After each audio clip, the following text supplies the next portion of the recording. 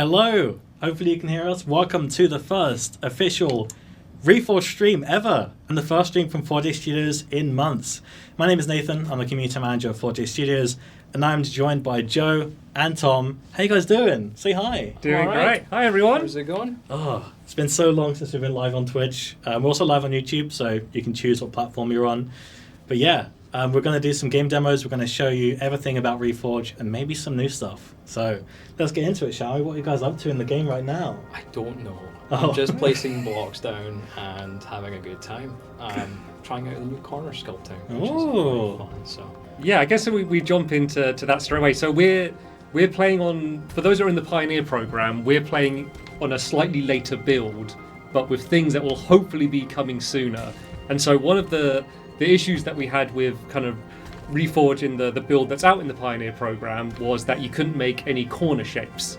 But there is a version now where, as you can see, the sort of shapes Tom's doing to create. So do you want to kind of talk through a little bit how it works? Because it's a little bit different depending on how you use it. So we had a little back and forth between like design and software and how we're actually going to do this, and we kind of had two ideas which we kind of smooshed together in the end. So we were originally thinking it would be about, you know, which corner of an element are you looking at, and then whichever sculpting tool you've got makes that shape. But then we're like, but there's different corners for different like orientations. For example, here,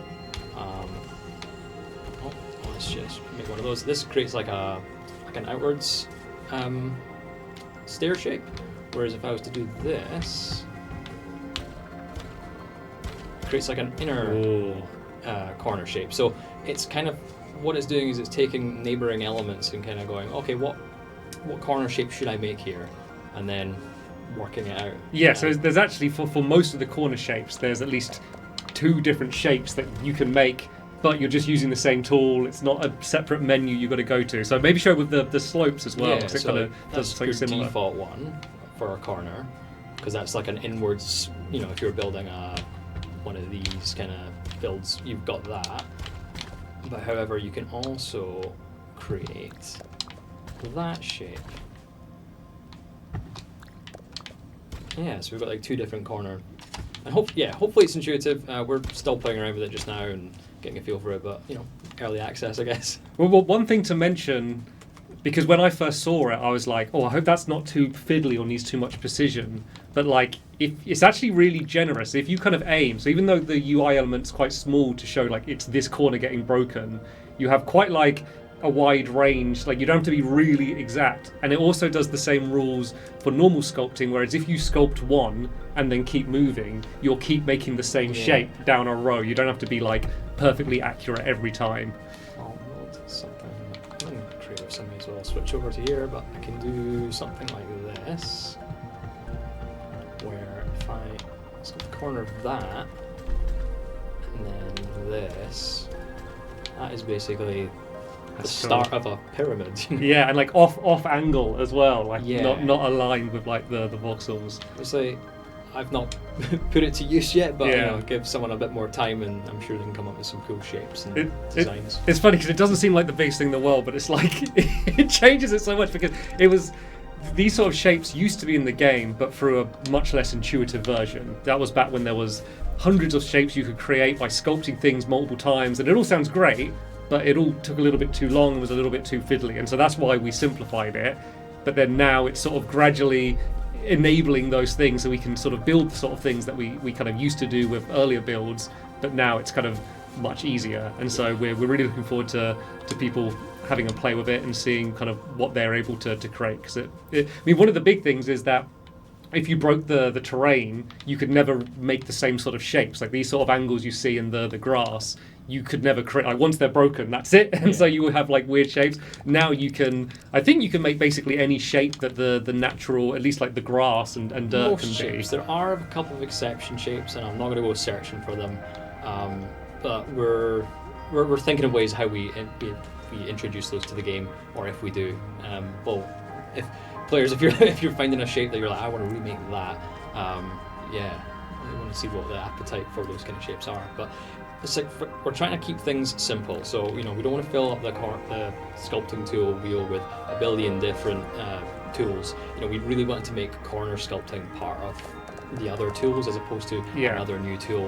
And we do think there will be a demand for like lots of tools with lots of niche uses, but for now, like our default set and at least current set is a much simpler set, so we're not overwhelming new players as well. Yeah, but we will be adding more shapes. There's a few that we're thinking of already that are ones we've been getting requested as well. So there will be more kind of added to that sort of base set. So yeah, the plan for the stream is, so Tom's going to be just building as we chat. If there's anything in particular that you want him to build, bearing in mind we have about an hour to do it, so don't go too crazy. But if anyone's got any suggestions in the chat to kind of give Tom a little bit of a test or a challenge, we can do that. And then also Nathan's going to be looking through and just answering as many questions as we can. So if there's any questions that you have about Reforge, about its development up to now, some future plans, obviously we can't say everything because we want there to be surprises, but we'll answer as many questions as we can. For sure. I see Squid's in the chat. Hi, Squid. Squid says, "Are wheels in the game yet?" Oh, you can make smaller circles now than you used to be able to, like kind of more of a sphere-like shape with the corners. Yeah, I could create like, oh, not that one. If I did something like this, I'm not picking the wrong shape every time. Something like that. I could create like a hemisphere, so you can make like a hubcap of like if you were to make like a large, I don't know, round-looking vehicle, you could do that. That's so cool. I know Squid really wants like drivable vehicles. That was I chatted to him the other day. That's the big thing he wants is drivable vehicles. Things too. We'll get there one day, I'm sure. Yeah, I mean, I'd mentioned to him that in older builds of the game, before it was Reforge, when it was a tech demo of the Elements engine, there were vehicles running in the game. They don't fit within the world and the lore of Reforge, so we'd have to rework them. But tests have been done to make sure that vehicles work, because it's obviously a voxel-based game. It's, it's all jagged and blocky and stuff. So there had to be tests to make sure that you could drive a buggy or this giant one wheel, over the terrain and it would work, and it does. And so that's fine. The engine can handle it really well. So I think that was sort of like the point of like, okay, the engine can handle this, but now we want to make like a survival game, and we need to work our way there, because a survival game that you could just instantly craft a car and then drive around it doesn't feel like you work towards it. So one of the things that we don't have yet, but we'll hopefully have sooner than later, is like a storage container. And so there's sort of certain things that we want to, there's a priority list of, we want to get more of like the basic, survival fundamentals, things like a cooking station, a smelting station, storage, those sort of things. And then once we've kind of got those fundamentals in, that's when kind of some of the crazier, I guess, more exciting stuff will be added. But we've got to get that first basic right first, because otherwise that initial game loop just won't be fun. Someone in chat earlier asked, will it become easier to sculpt the underside of an element? That's a good question. I think I know what you're talking about. It's like where, say if I want to sculpt like, I can't reach the underside of that. Yeah, so you'd have to dig under to then go up. You got any thoughts about that? The only thought I've had is I want to be able to do it. I just don't know how yet. So I got some thoughts in my head, but I don't want to share them just yet because I don't want to commit to like, we're going to solve that now. Yeah, I think that there are ways it could be done. There are things we do where, obviously, with the corner sculpting or with the column mining tool, where on an element you look will change what is happening, so that could be a possibility. There's also been ideas, not specifically for this, but for other things where. With crouching, like maybe if you're crouching and you use a sculpting tool, maybe that's like an alternate mode. Changes the way it works. Yeah, because we want to add that functionality, but we don't want to make the base functionality more difficult at the same time and require too much precision. So, so definitely something with like it's something that we've noticed as well. It's not a huge problem, but it would be nice to be able to not need to do that in those cases. I like that bulbous window that you've done there. It's like on the end of like the space station where you can go out and see the Earth. Yeah. Is that a space station? Is that something you want to see built? Because I don't mind building a space station. Go on, just go. Start building. Yeah, start let's do building. If anyone's got any suggestions for what Tom should add in or on his space station, Cool, let's do yeah, it. vehicles. I'll keep it close to the surface so that I'm not having to fly it too far. Let's pick out some material. One of the other things I should probably explain. I kind of jumped into the Pioneer program. I realised that not everyone here might be on the Discord or know kind of exactly what's going on with Reforge. So we really recently launched the Pioneer program, which is a closed alpha. So it's a really early version of the game. It's private at the moment. You can apply to be added. There's about 500 people who've added so far. At the moment, it's on Xbox only, but the game is we're developing it for PlayStation 5 and PC as well. So ultimately, it will come to other platforms eventually. And so for those players, they can basically play a version of Reforge that will kind of continue to update, and we're going to be gradually expanding it and adding more people in as well. So if you look on the Discord, I don't know if there's a link somewhere else, Nathan. At the top of the chat. Okay, perfect. Yeah, so even though we've selected this first batch, we're going to keep expanding it, as I said. And so if you apply, you don't ever need to reapply. Like, we've kind of got your information, and then when we add more people, we'll kind of let you know, and we'll get you added in, because some of the stuff we'll be talking about are things that we're going to be adding to this version of the game. And one of them is some stuff that was added.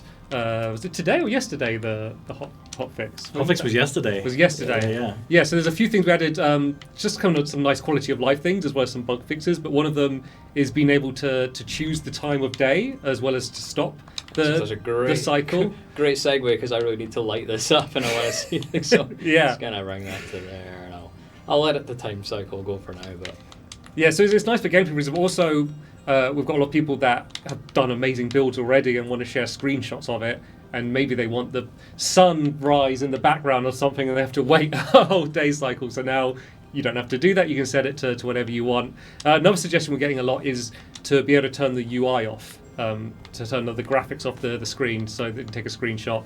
So that's something not in yet, but that's definitely something we're going to be adding in, as well as some other ideas we've been discussing today about kind of camera tools to enable you to be able to kind of get some cinematic shots. It's things that we've shown before with the Elements engine. We've got to try and get I guess a bit of an easier version into the game that won't be too complicated and require a mouse and keyboard to work. Reality Enchanted asks in Twitch chat, how does it feel making a new game as a studio? I have to go to Tom for that one. Yeah, you've been here longest. I mean, it's exciting. Like, I've worked at Forge for quite a while. For the longest time, we were doing Minecraft. We branched out a little bit to do some Unreal games. So we did Manic Mechanics, and that was like fun. That was my first new game. This is equally as fun, if not more, because we've got I don't know. It's a creative game, so therefore, the ideas that come out of it are also very creative. You're like, oh, what if we did this? And then, yeah, it's good fun. Squid asks, out of everyone's gaming experiences, what are certain elements from games you love to see in Reforge, especially in terms of replayability? Or you'd love to see in Reforge, sorry. Like, what are things that are in other games that you kind of like to get brought across to Reforge? So for me, I like systems. I like things that have a lot of uses. So we always kind of discuss in the studio about things like, and I don't know exactly when anything like this will come, but things like adding like a ball, like a physics object, which might not have a very direct, obvious use, but like players will come up with cool things. I know I'd come up with cool mini games and things that you could do with it. So one of the things that I kind of really want to do is I always I always want like less things, but each thing does more. is kind of the way I think about it. Is I want to give tools to players for them to come up with things to do with them, and so that's something that I'd really like to bring forward into Reforge, and I'm sure we can. I've just been distracted by the tunnel down there. It was just behind our face cam. I don't know if chat can see it. Am I seeing things? It was behind you, maybe further down. There it is. Oh, hello. There you go. It actually really blends in with your builds. It kind of like camouflage. It's like, yeah, I'm out of here. We've got so many questions coming in, so I'm taking loads of notes. I want to go back, if you don't mind, Yeah, go to for the it. question of like the things I want to see as well. Yeah. And for me, I think it's like automation and being able to like you said actually earlier, like build things within, like almost build a game within a game. Yeah. So like, I love like any game that gives you like circuits or things to, pull a lever and suddenly something happens over there, or things that control multiple things at once. I think once you've got that in a game, you can just it gets away with you, and suddenly you're creating all sorts of wacky contraptions. So we'll have to see some of that. And that's something we've been asked about a lot, and we've always been a little bit cagey about it because it's not something that's coming soon, but it's something that as a studio we're really excited about bringing. Like I remember spending a lot of hours playing Halo 3 Forge mode and setting up same. man cannons and fusion coils and explosions and all of these, using all of these things that were meant to be for a multiplayer FPS and making like a rat race style thing or puzzle like labyrinths and stuff. So I'd love to bring some of that stuff forward. That's actually where I started on YouTube doing that sort of stuff. We've got loads of questions about like when will the playtest, like when will we do new waves? When will it come to other platforms? And the answer is we don't know. We haven't logged in a specific time, and if we did, we don't know if we can commit to it yet. So we'll announce when we can, but no news at the moment, unfortunately. But one of the nice things is it's up to us. It's not. It's like we can choose when we add more and how many we add, and so it will be kind of depending on what we feel like we need. If we feel like we want more feedback, we can add like another wave in, or if we feel like we've got too much feedback for us to get through, then we can slow things down. So it's kind of entirely in our control. And it's also important to announce for those that have wanted to get in or haven't got in yet, is that we're obviously expanding it, but we're also constantly updating. So this is kind of day one Reforge essentially, but every kind of month or 2 or 3, we're going to be adding things. Already as we're talking about things that we've added in. So it is really going to be a living game that's just going to keep getting better and better. That's the key thing. It's like a steady, constant stream of new things, but we want to kind of like stage like larger updates, as well, to kind of make sure we're adding substantial things to the game as well. Elodie Dot asks, why are some of the sculpting icons red? I think it's the kind of sculpts you make, right? They're different, like color coordinated. I think the grouping was because this is like gone through several different iterations of UI, and there was a time when we were grouping sort of sets of similar tools together. I think with this current UI, I don't think we've kind of got a color scheme we're going to go for yet. They're just red, through that's how they've got here. So this UI is essentially, they essentially call it like developer UI. Like this isn't the in-game UI. I think it's okay as it is. I think it's totally usable, but it is very unlikely to be the final form of what it becomes. And I actually think there is a task for kind of matching up colours with the UI elements in-game and on the menus. You can see how they are different colours. That's just something we're looking to address, and we'll probably do a more in-depth colour pass on those tools as well to either make them unique or in different colours, or we've yet to decide how we're doing that yet. But it's on our radar. There's also ideas of maybe like when you're going over a shape, to kind of see almost like a preview of the shape that will end up being made or something. I'm not saying that's going to happen, but that's another possibility. But yeah, that'd be a good thing to hear people's kind of feedback on. Cybergrape UK says the icons are red because they're evil. I like that. Evil slopes. Sometimes the easiest explanation is the best one. Amazing. A couple of people have been asking about the music, where it comes from and what we're doing with it. Do we know what's happening with the music? So is it...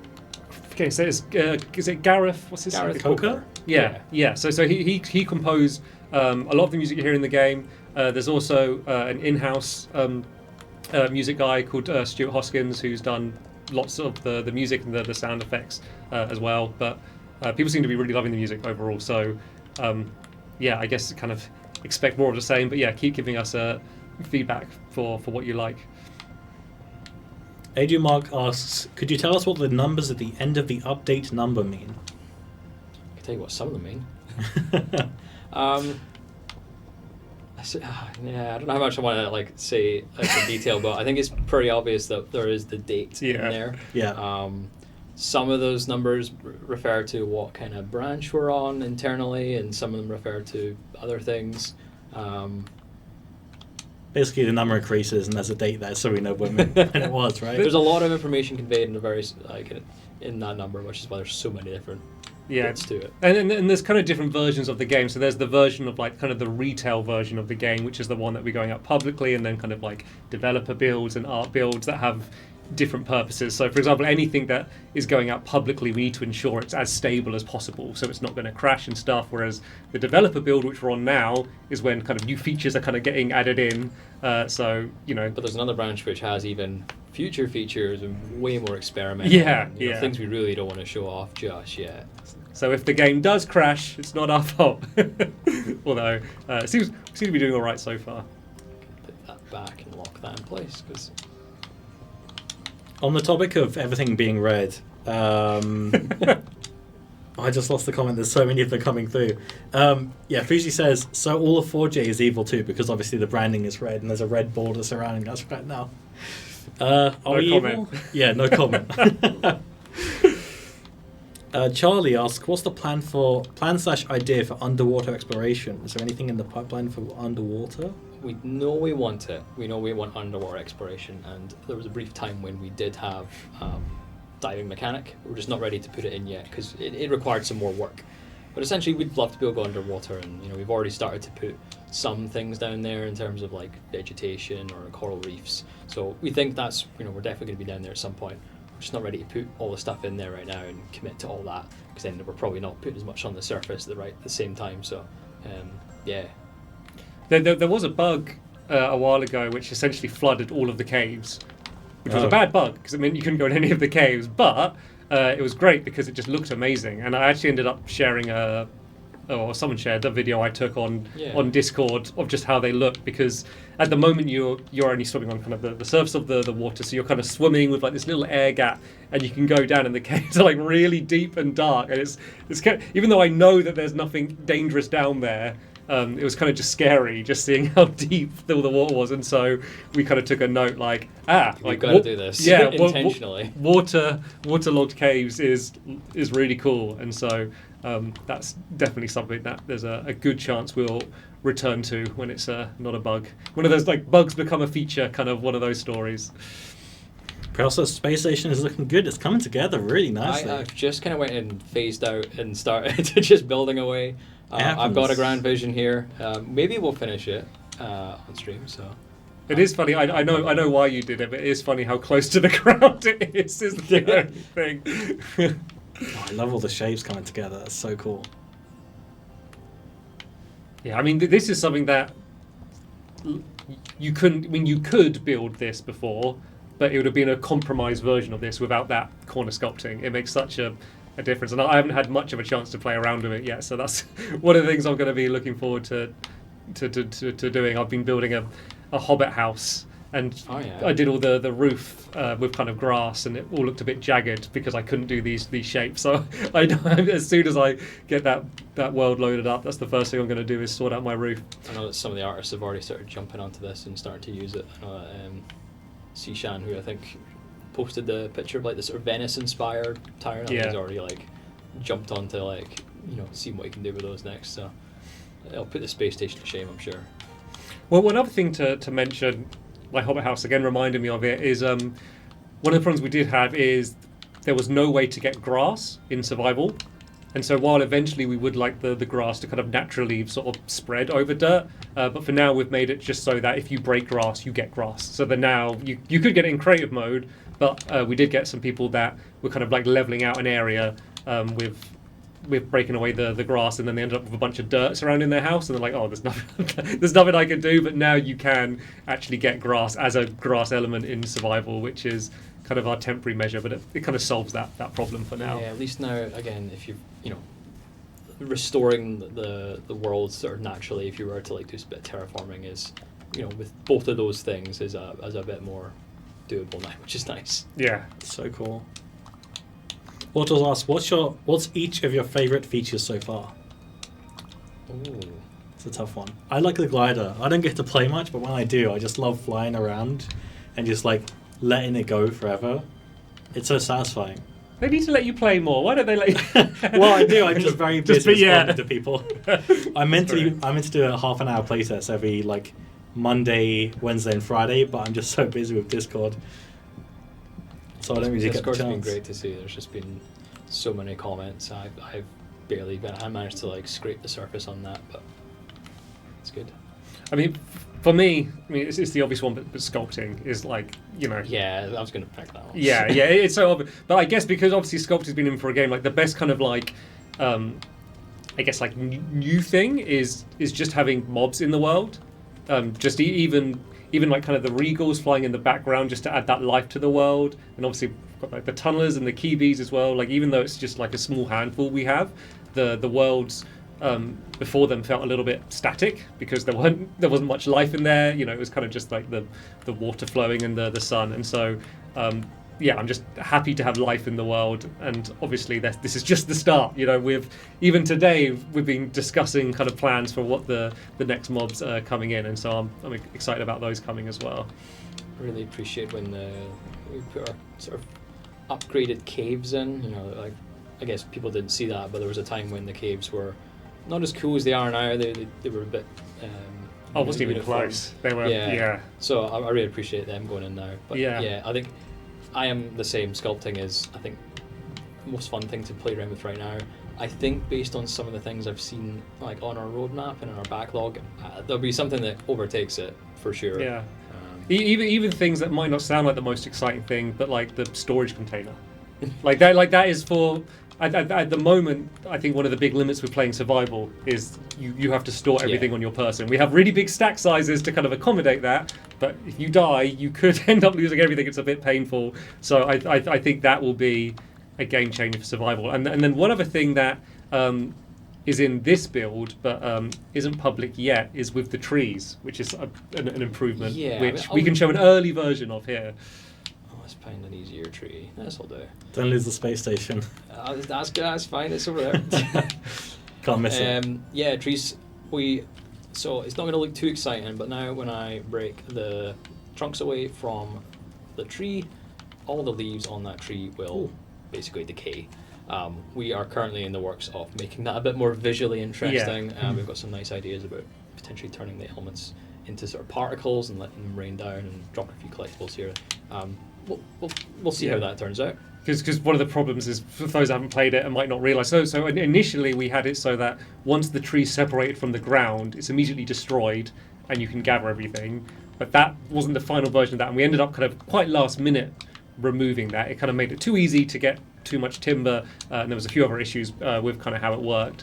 But the downside of this is we now had it so that you ended up with, you gather the wood and just the leaves are floating. And some of the trees are really big and it would be like quite laborious to break away all of the leaves. So that's another thing that once again might seem minor, but it's all of these things to help the survival experience. So I think the creative mode experience is already pretty strong.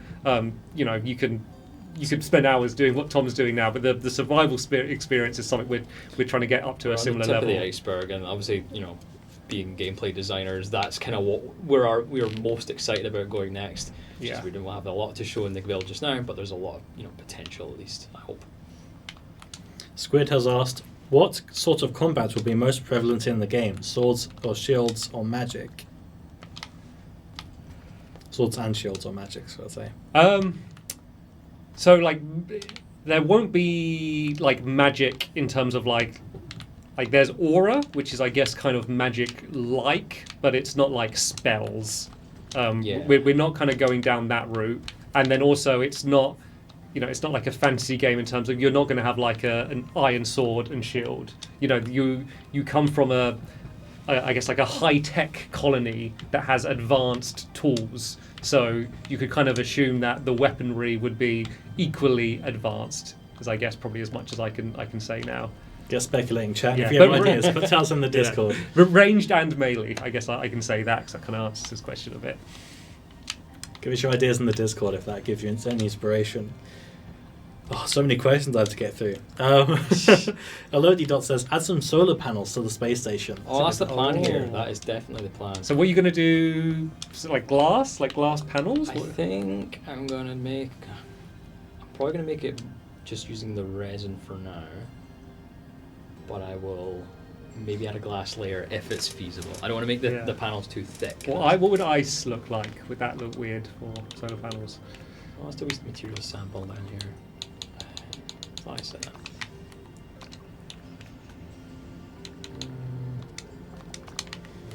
A couple of people in chat have been asking, when is split screen coming? Don't know if we have plans for split screen, do we? Yeah, I mean, it's not something we're currently working on. Like, I'm not going to say it will never happen, but that's, yeah, as far as I know, that's sort of not something we're thinking about at the moment. Adrian Mark says, sculpting is great, but are there plans for elements with the unique shapes? People have been using decoration items to fill that gap. There is definitely some craftable things that would have unique shapes. So, you know, you mentioned one earlier about the sort of, you know, storage containers. Those would have their own shapes. Same with any sort of, you know, device or station that has functionality. We're hoping those kind of stand out and can be used as decorative elements in your house as well.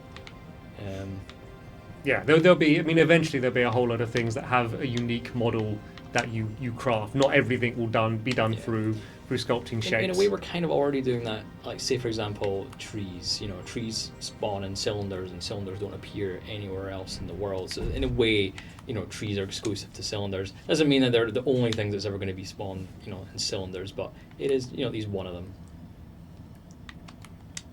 Kira says audio keeps cutting out. Chat, let me know if there's any issues with audio and I can get that fixed. Matt Nell says, are there plans for weapons, or will players have to come up with creative solutions for all hostile mobs?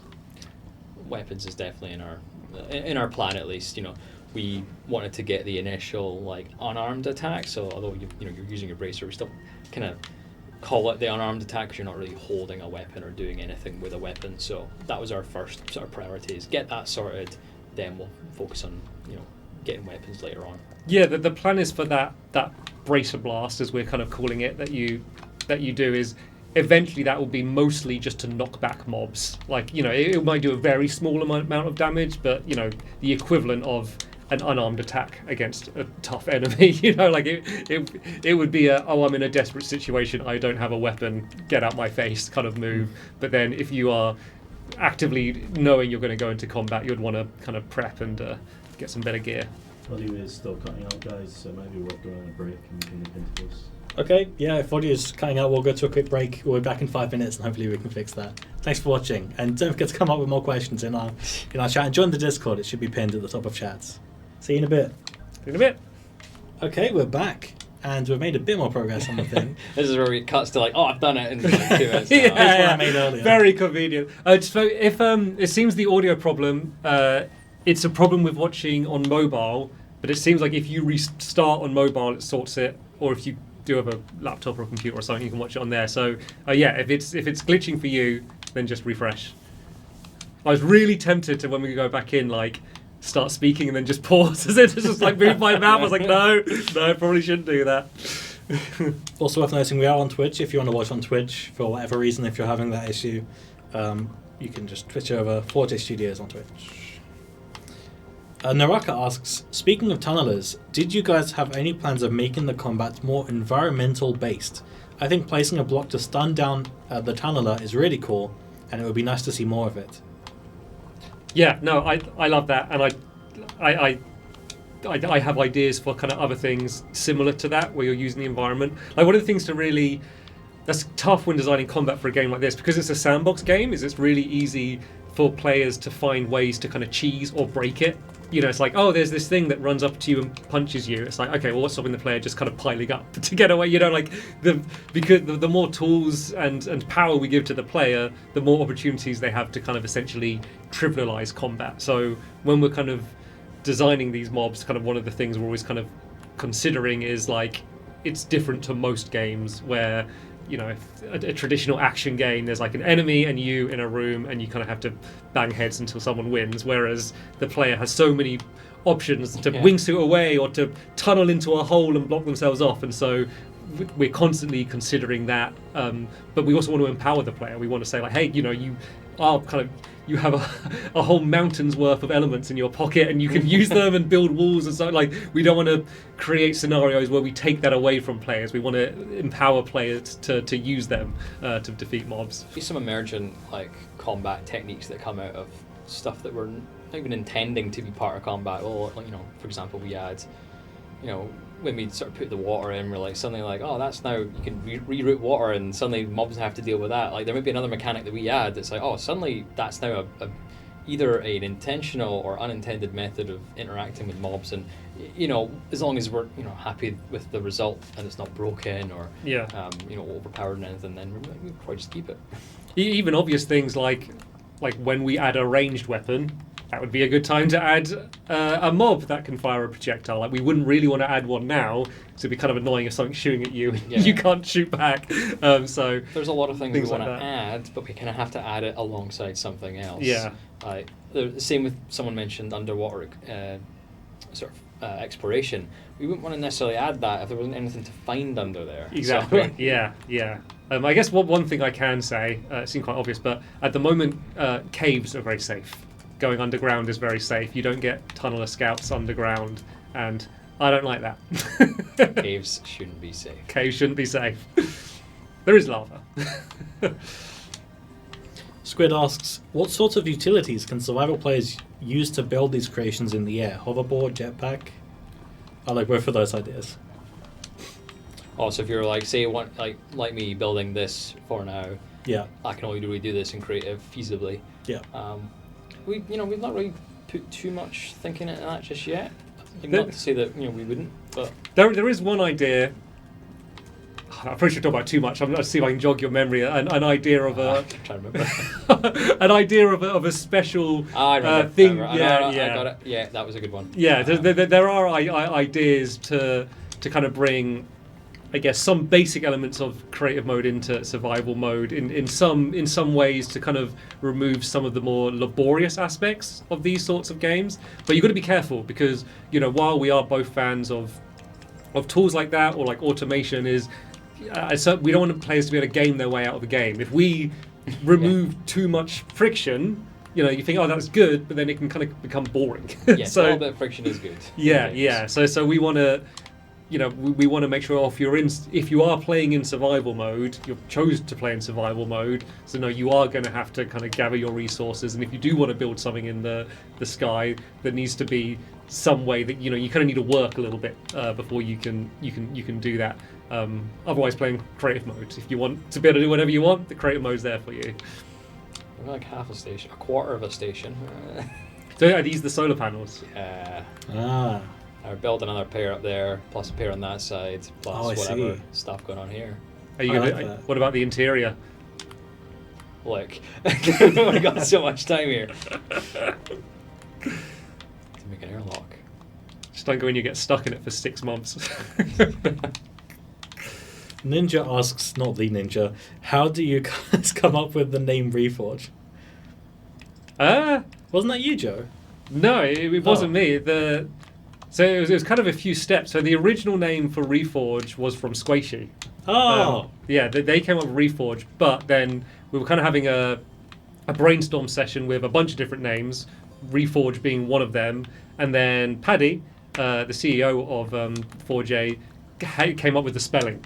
So it was kind of like a bit of a collaboration. That's how we got Reforge. We actually had a working title for a long name, then we had another name that we all liked, but just we weren't able to secure it basically for boring legal reasons. Someone else kind of had copyright on it. And at first I was really upset because I really liked the other name, but I was actually just thinking the other day, like, if I could now change it or change history, I don't think I would. And I think it's just I'm used to Reforge now. Yeah, I did prefer the other name, but now I don't. I really like Reforge. It kind of just has to happen. Like it's you have to kind of go through those steps to get something Yeah. in the end. Yeah, there's no going back now. Yeah, no, now obviously I wouldn't change it now, but like I wouldn't even want to rewind time and change it if I could. I like Reforge. I like the way it ties into Forge, and I think it fits the game really nicely. Pearl asks, will there be an upgrade system for tools, and what might that look like? Definitely got sort of tools progression in the works. in terms of like we know we'll probably want to have different like ways to upgrade the mining bracelet on your hand to do more things. So whether that's more tools or being able to obtain more materials, that's kind of the way we're going to go do things there. Yeah, and one of the other things is, as well as kind of that linear progression of upgrading it, the kind of longer term progression is kind of adding more ways to kind of modify and more abilities it can use. So, for example, with these tools that Tom can bring up here, like there's the column mining tool, which is really amazing, but it's really powerful. So it might not make sense for you to have that day one. Yeah. And so there's plans for how would you unlock that, as well as unlocking other tools, not just shapes, other tools that you could be able to add to that radial wheel and customize it. And some of those things will be easier to get, some of them you may start with them, some will be much more difficult. So it's not going to be so much, I had the level 1 and now I have the level 2 and it's just stronger. While we will have that type of linear progression, a lot of the longer term progression will be about I'm just unlocking more capabilities that will either give me new powers that I can do, new tools available to me, or kind of new building shapes. So that's kind of the way we're focusing on it. Manel asks, would you consider an ability to 3D color elements, for example, purple grass and bricks? Asking for fellow purple enthusiasts. I don't think that's come up. No, that's a brand new concept right there. Yeah, so it would keep the existing texture but just change the colour of it. I've not actually heard that suggested either. But in the Discord. Yeah, I mean, one of the things, obviously, we have the resins in the game. At the moment, they're only accessible in creative mode. So one of the things we really want to do is to get that into survival mode. Have a way for people to kind of craft these elements of all of these different colours, because at the moment you just can't in survival mode. So I think that's priority one. But I mean, that's something at least worth discussing if you want to have like different coloured grass or sand or whatever. Paul asks, do you plan for all shapes to be available from the moment you start a world, or do you have to look? Are we locking some behind progression? So, Joe hinted already about the column tunneling tool being something that you wouldn't just have at the start of the game, and I think we're going to go with that same approach with shapes as well. Because although we have a smaller set right now, there are potentially other shapes that we're going to add and that we want to add, and we don't want to overwhelm the player when they first enter the world. We've got an idea of how we're going to gate that behind a sort of simple progression, so that you aren't just loading up say for example new players loading up this game and going, there's just too many shapes, too many things to do, quite overwhelming. So we want to make sure that we're not overwhelming players in that. So we've got some ideas for progression, how we're going to do that. Will there be some sort of story mode or campaign? That's probably too far out, right? Yeah, I mean, there's no plans for what it sounds like they're saying, a story with cutscenes and NPCs and that type of quest and goal. Is that's not the design for the game overall. So that is, obviously we're early, anything could change, but our current plans is that's not what we're going for, which isn't to say that there won't be a story and there won't be a lore, but we won't be presenting it in that sort of linear storyline, your finished credit rolls. That's not something we're working towards. It's more the kind of game that drops you into a world and then you can uncover like clues and ideas of things, but not necessarily, you're not being hand-holded and like there's a person talking in your ear telling you, go and do this now. Yeah. We call it archaeological storytelling, which is kind of what we say internally, but I think that kind of applies well to what it is. And that's something else that we're excited to kind of get more in. And already from what's in the game at the moment, even some of the flavor text that starts at the beginning of the tutorial world, I've already seen some people on the Discord kind of digging into that and trying to work that out and speculating, where is it set? Okay, it's not on Earth. What are these creatures? There's a tunneler scout. Does that mean there's other tunnelers? I've already seen people speculating a lot of stuff, and so I guess I'll say as we continue to update the game, the sleuths in the community, like, keep sleuthing. There'll be things for you to discover. Looking forward to the wiki page of trying to piece things together. Yeah. So shout out to the people that are doing the wiki. The Reforge wiki is incredible already. How good it is day one. Well done, everyone working on that. So cool. Go check it out. I think it's wiki.gg. I don't know any more than that. There's a whole thread of people like working on it in the Discord already. So for you guys, like just keep doing what you're doing. Don't forget to add this build to the list of builds. Yeah, I was going to mention that earlier. It's like, Yeah. there you go. Yeah, and let us know if we can help. If there's like something you're not sure, you're like, oh, what percentage of aura do you drop when you die, or what is the damage this mob does, or whatever. You know, if you've got questions, we can have a look in the game and hopefully answer some of them to help you out. Evan VR asked, what do you think is the most challenging part in development at the moment? I go to Tom for that. I think it's challenging. It's like a lot of us are like really ambitious. We want 100 things and we want it now. And I think the challenge becomes you've kind of got to like just slow down, be patient, and kind of work out, okay, what things do we do first, and what are the highest like impact, what's going to give us greatest value for the game if we put it in now. And and then because you've got 100 ideas, probably well more than 100, you've got to like weigh up, what do we do at the same time. So there's a lot of challenges. Just it's more of a production challenge but it's certainly like I think it's coming from a good place because we want everything, and the community is the same. Like you guys really want, they're giving ideas, and I want to put these in the game too.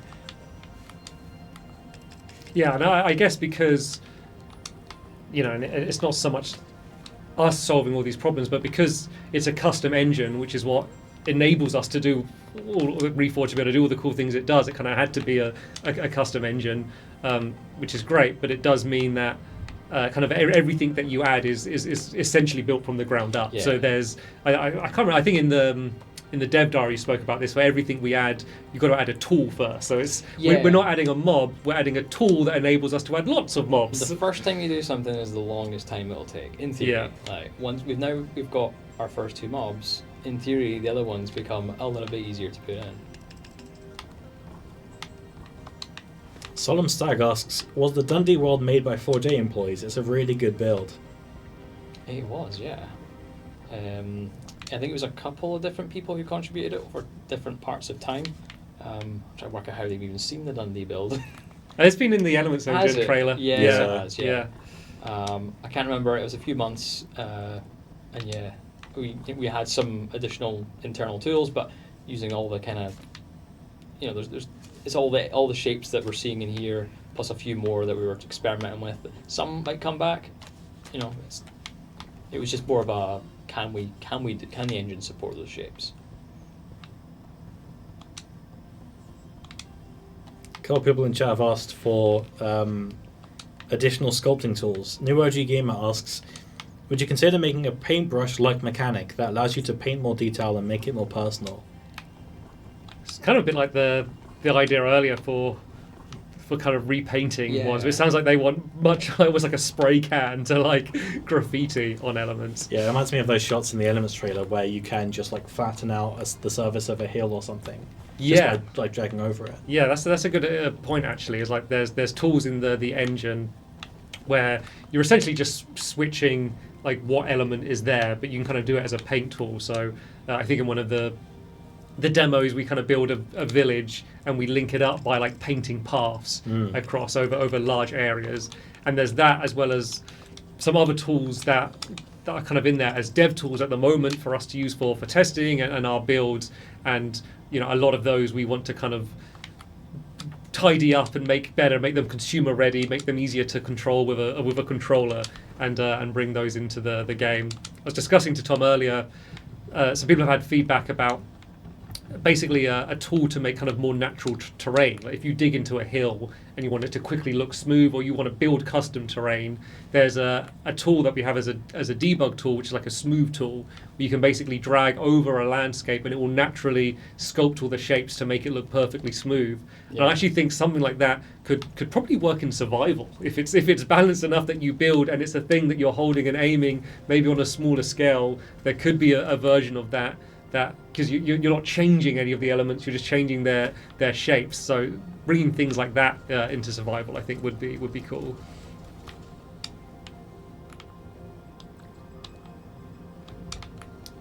Evan VR asks, will there be some sort of story mode /campaign? You could have answered that already. Got ideas? Yeah, so as we kind of said, there won't be a plot per se in the game.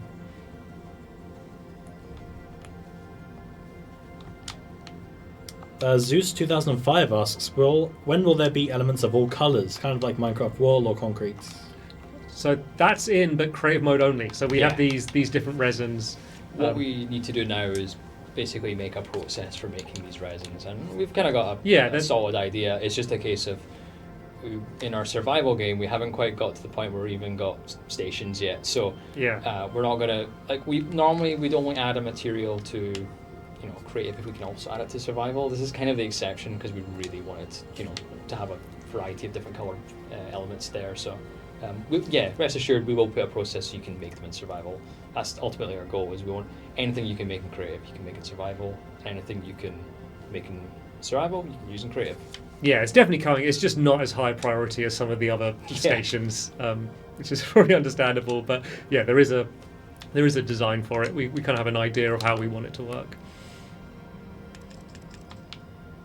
Pearl asks, currently is the entire world simulated or loaded? When growth-based objects get added later, would they be loaded anywhere?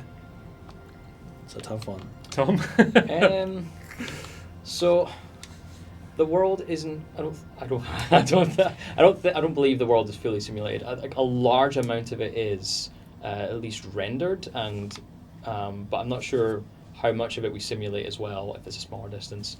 But we do know that obviously we can't just expect to fully load and simulate everything. There might need to be a sort of another layer that kind of calculates those things. So when you leave an area and you re-enter it, it's kind of like updating on the fly.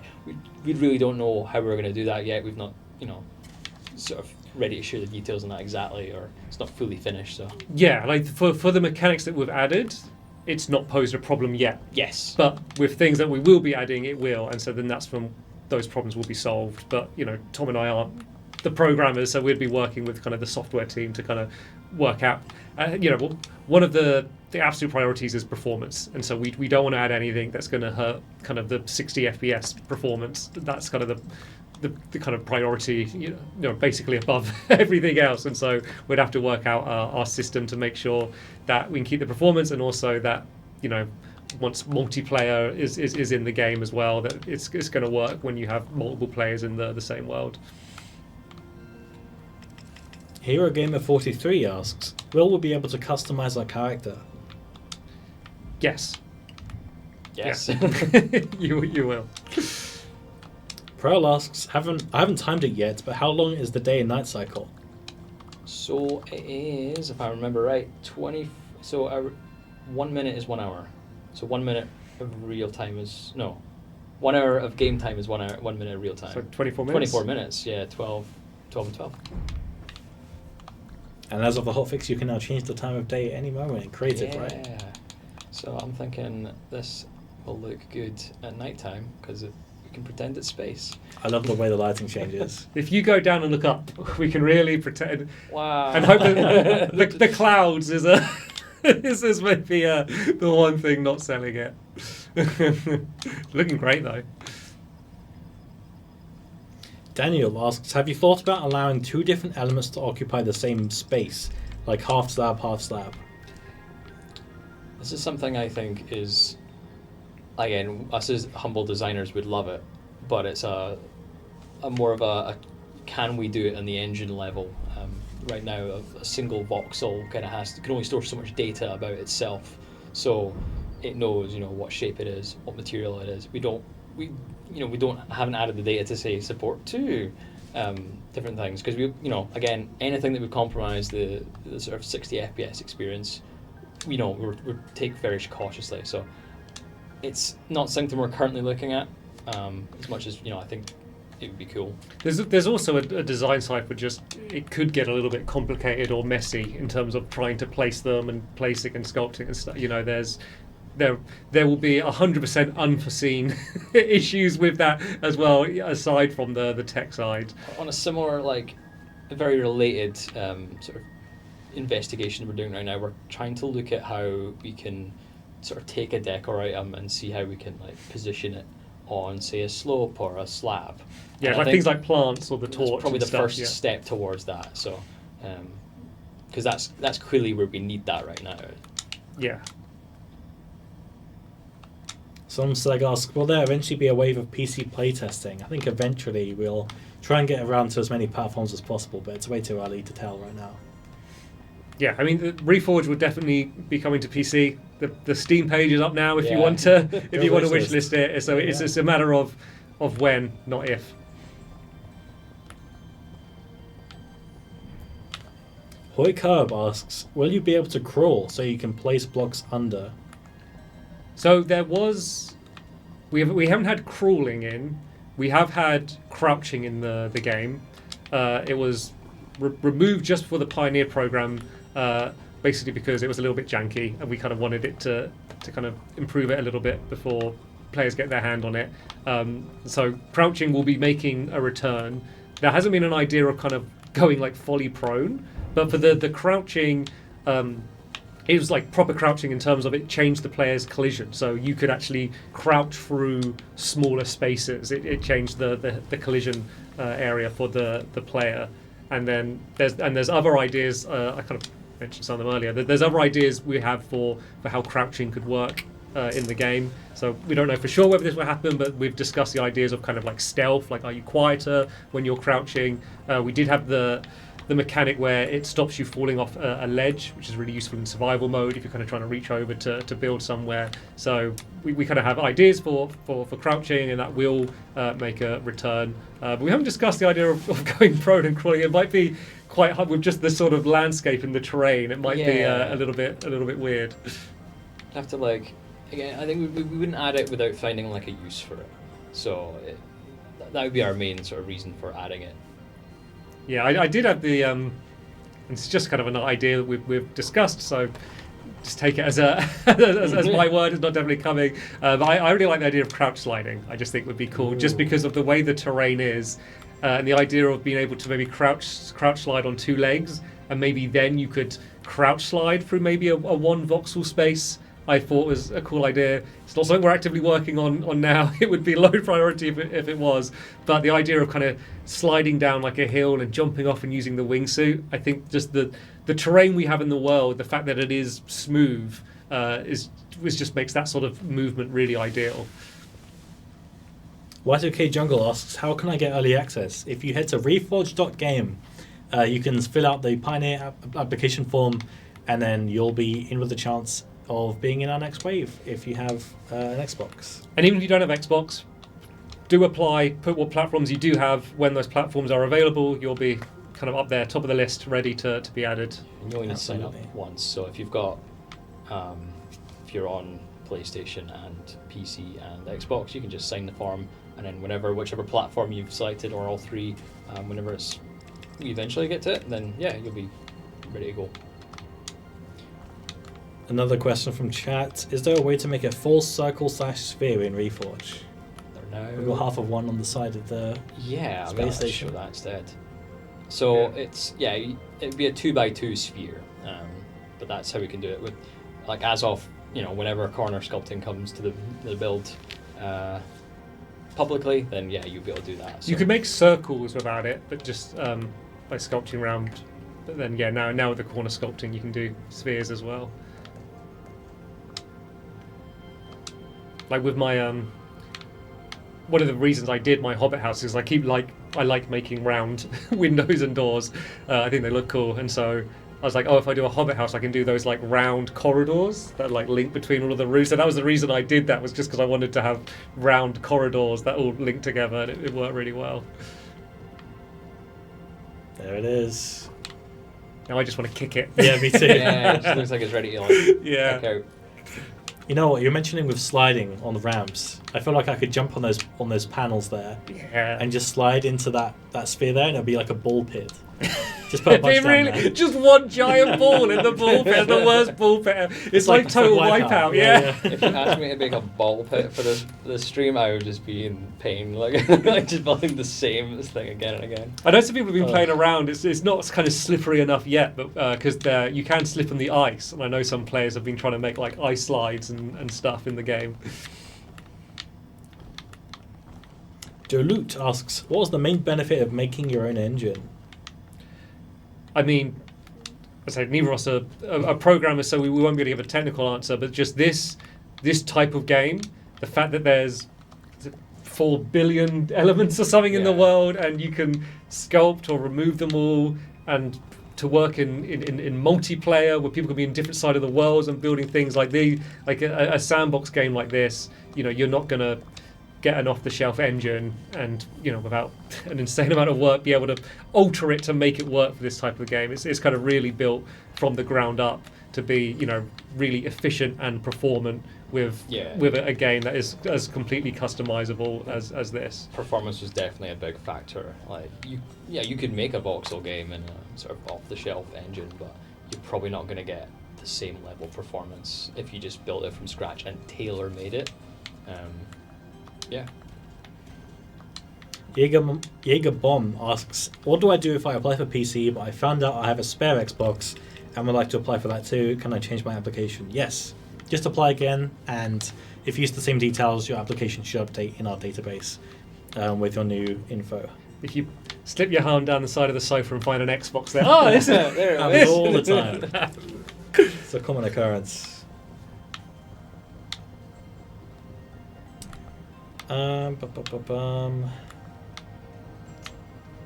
must be really fun watching me build solar panels. But I think it's coming together. No, it's looking good. It's also probably quite a good thing for you to be able to build and talk, because it's It's very therapeutic. yeah. I'm glad it's you building and not me. I'd be terrible at this. You got to get your play sessions in. Yeah, man. Get your Reforge hours out. Have we released any stats yet? Has that been released? Ooh, we have for Pioneers. So if you're for the Pioneers, in your Pioneer chat, or announcements even, we posted earlier this week some interesting stats about our Pioneers, and I would show you, but my Discord is just a grey screen right now on my laptop. It's on power saving mode. But yeah, we got some interesting stats about like most KBs killed, most damage taken. And once I find the channel, I'll be able to read some of the fun ones out. Have you seen this, Joe? I have. I've seen it. Like the one that made me laugh is we have poisonous mushrooms in the game that I think it's like 5 health they take off you. It's a very small amount of health, like 5% of your overall health. And there's one person who's died by eating one of them. And Tan Ray. yeah, I have it have here. you got it? Oh, there we go. So Wanna most read out some elements of the fun placed. Most elements placed is Glitch the Fox with 82,000. That is a lot of elements placed. I wonder what they were building. I'd love to know. Most elements broken was the Cowtown with 115k. I did some research into this and found that they were posting videos on YouTube of like making an airport, or at least a runway for an airport. And they mentioned in the video like terraforming the entire like area so that it's completely flat. So that's probably what that is. Super, super cool. And I've loved seeing what you guys have made, so keep that up, please. Most elements sculpted also goes to the Cowtown with 23k, probably for the same reason. Most deaths, I hate to call people out on this, but Duke's Ice has 9 deaths. I bet that's full damage. Probably. That's my guess. At the moment, full damage is really punishing, but we are working to change it to make it a little less dangerous. More predictable and more fair. That's the main goals there. Yeah. Also, Jukesy was, I don't know if it's Jukesy or Jukesy or however you pronounce that, but they were also the first person in our database of like playing the game. So they had more than time us. to die. Yeah, exactly. They had an advantage. What other interesting ones? Most KBs killed, 193 from Nash Toys. That's brutal. I'm What going are to you say those doing? are rookie numbers during a playtest. We were basically stress testing everything, and I killed more than that in a lot shorter time. But that was your goal, was to proud of just it. hunt them. The first Kiwi factory farm has been set up in Reforge. Oh god. Most hunters killed, that noob 620 with 30. That's basically it. Most other deaths, captured Pineapple 729 with 1. Most amethysts found R201 with 7. Amethysts are really rare. I've not seen any. They're really Plus, rare. I've not played that much, but wow, they are rare. Good lord. But yeah, we might keep doing that regularly. So, Pioneers keep playing the game, and we'll be in with the chance of making it onto the leaderboard. the leaderboard shows up above our coffee machine. So we'll go there and That like, too. take a sip and go, someone else has killed more tunnel. That sounds like a joke, but it's actually true. We have like a 70-inch TV above our coffee machine, and whenever I go to the fridge or fill up my water bottle or anything, I can just look up and see that leaderboard and a bunch of other info. So you guys are technically in the office. You're famous. Oh, Tomb Ray's in chat. Sorry, Tomb Ray. Oh. Yeah, super cool seeing people's build and stuff so far. Super, super, super cool. How do you fly with the wingsuit? I always drop down with it. Please do tutorial about that. Do you want to do a quick tutorial for us, Tom? Sure. Teach us how it works. Start of this. So, we don't have much of a tutorial in our current tutorial because we're just using a random world, or a picked world seed that we went. Yeah, that's a good one. But I think as we move, in the future, if we eventually make a tutorial world, then we definitely have a more a more designed, wingsuit course, I guess. Forge like their tutorial worlds. So, but this is our wingsuit. Like, as long as you don't, as long as you keep sort of pitching up a little bit, you can get a fair amount of distance. You can do a little bit of diving to get a bit more speed, and it will just get you over the edge. But trick is just to coast too much. Now, it was a really difficult thing to balance because obviously we're going to eventually make the wingsuit more of a mid-game to late-game item, and we were aware that we were going to put it in so that pioneers could get their hands on it and test it and feedback on it. So, but we didn't want to make it too overpowered either. There was versions. It used to be. Yeah, there was versions of the wingsuit where like you could exploit it in a way where if you just kept dipping and like increasing your height and then diving again and kept going, you could basically infinite glide. And it's like we don't want to do that either. So it's hard to balance because it's like we were saying earlier. If you remove too much friction, you remove the game essentially. And the thing is, the wingsuit's really fun when you fly fast, and so it's hard to get the balance where we want it to be fun. We don't want it to feel slow, but if it allows you to cross, half the world in one glide, then you're missing everything. Yeah. you're missing out on all possible encounters and making a survival enemies. game where you can not just run away from a tunneler, but like get kilometers away. Yeah. That's also a problem. Yeah. But that's not to be said that we're still not just fine tuning things as we go, as we add more things. Different terrain types might influence how we do that, especially when we move the wingsuit to sort of lock it behind a thing you have to craft.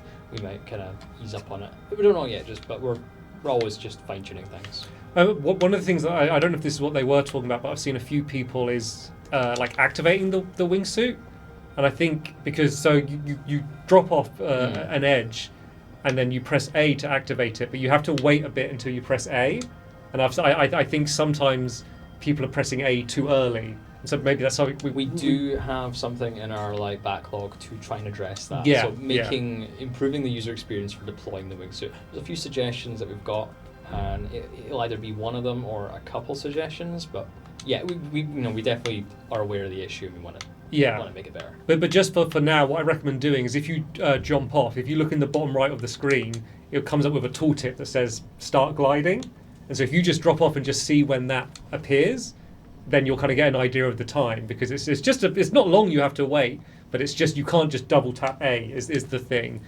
There's also a gameplay setting or a control setting where if you're vertical flying is our default, but it might not be your preference, so make sure you have a look there just in case if that's the thing that's preventing you from getting used to it.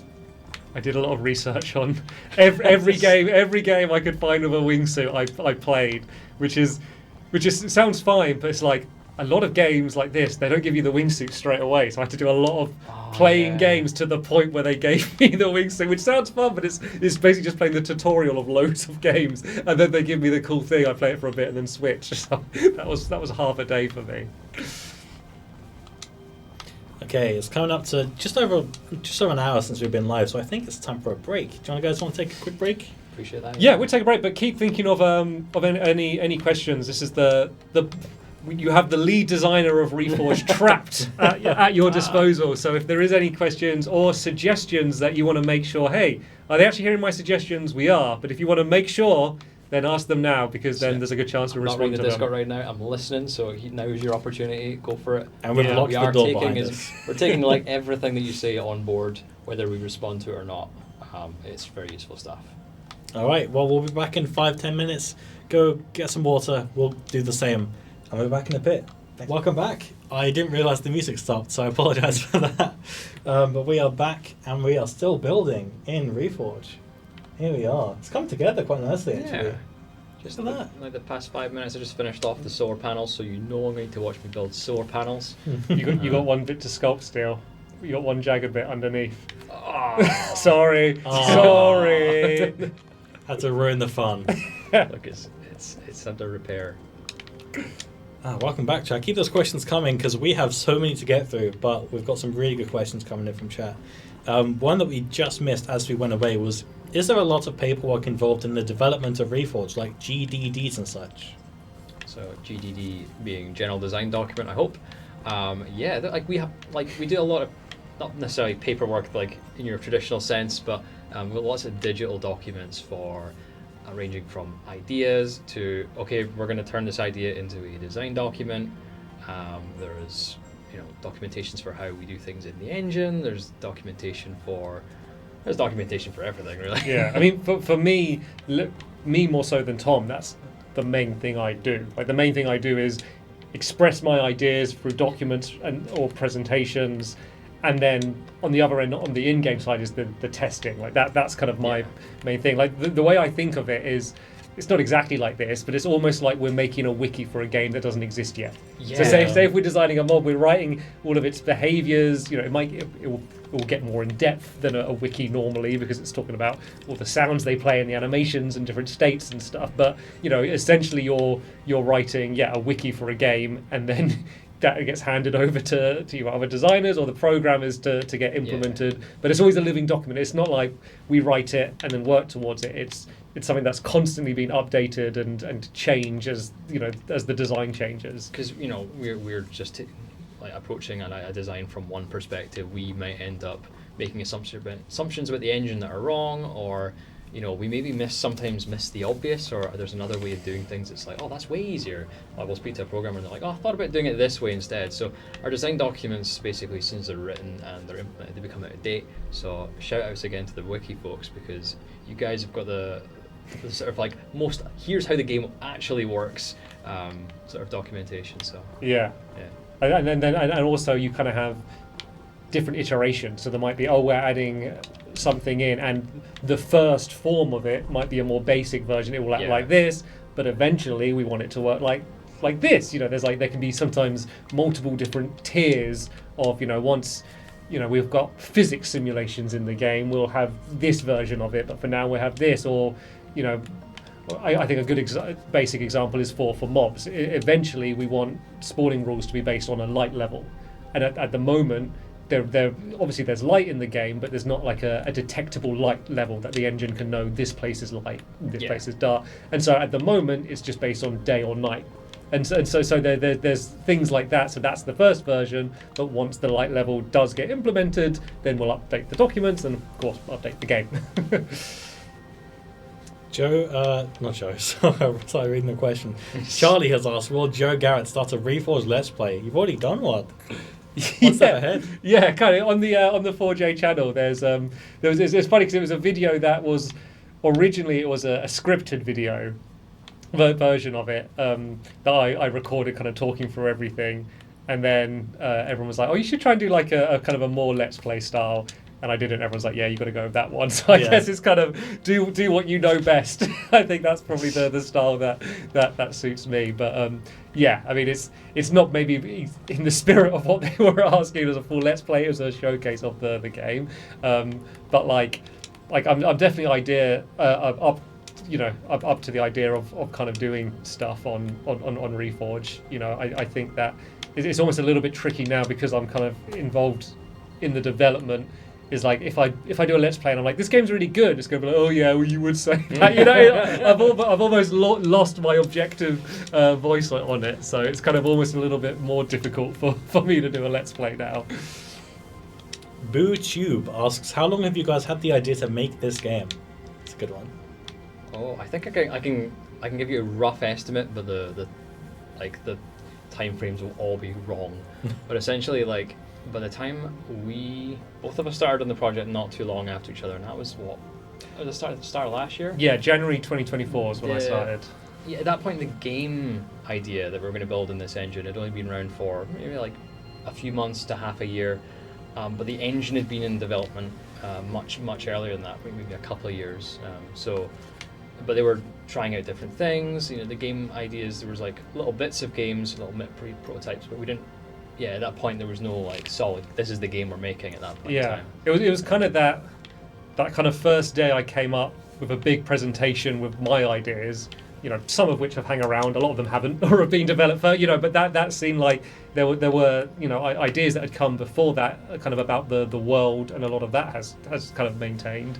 It kind of seemed like that was sort of the start of, I guess, Reforge development. Yeah. It wasn't called Reforge yet, that but that was really kind of where the design for the game that's ultimately ended up spawning started. Frosty Flytrap asks, is the world shaped like a looping plane or a spherical planet? It's technically a torus shape, which I think is a donut. So like it's really hard to visualize, but essentially if I was to go in this direction, I would come back around this direction. If I was to go that direction, I'd come back around this way. And then if you think of a donut and you pick a position on it and you were to go one direction around it, you'd come back round. And if you were to go the other direction it, you would come back round. So it's kind of like a stretched donut in weird space. But I think if you were to just, you know, whenever we sort of try to visualize the map, if we're just drawing a 2D map, we just draw it as a square. Raider of the Stars asks, will there be any references to manic mechanics in Reforge? That would be fun. Again, sometimes you never consider something until it's asked, but there currently isn't, as far as I'm aware. Not to say that we I don't know if that's even come up yet, actually. I'm not sure. Sneak one in. Maybe if we do end up going down the vehicle route, maybe. Like, I couldn't really imagine like just some like old like clunky diesel engine driving around, powered by Aura. AG Mark asks, could you give any info on the way seeds work? I don't know how they work. Do you know how much? I don't know how much you know about them, humble Tom. designer here. I know that essentially what you enter into the seed field is basically used as the starting point for a lot of random generation. Computers can't really do true random. They kind of require just a little bit of a starting point. So that will determine things like the noise that's applied to the height map, that's just like shift things around, or the positions of trees. We require the seed so that in a multiplayer game, whenever you join someone else's game, they know the seed and they're able to create the exact same world using the same seed, without having to send them every single like piece of information. Like, oh, there's a tree here, there's a tree there, there's a tree. No, they're like, whenever they log on, they're recreating the world on their console. So that's kind of why the seed is so critical. And then when the world generates, it kind of generates in like almost in layers, right? Like it will generate like the landscape, and then it will add rivers, and then it will add objects, which is kind of mostly trees at the moment at different stages, and you can kind of sometimes even looking at the world kind of work out what those stages are. Normally when there's some oddities like floating trees, it's like, oh, it's because it did the cave after the tree, or things like that. Spot on. Yeah. Cody asks, what platforms are you planning to release on? We're currently on Xbox Series S and X, but we do plan on bringing Reforge to PlayStation 5 and PC in the future.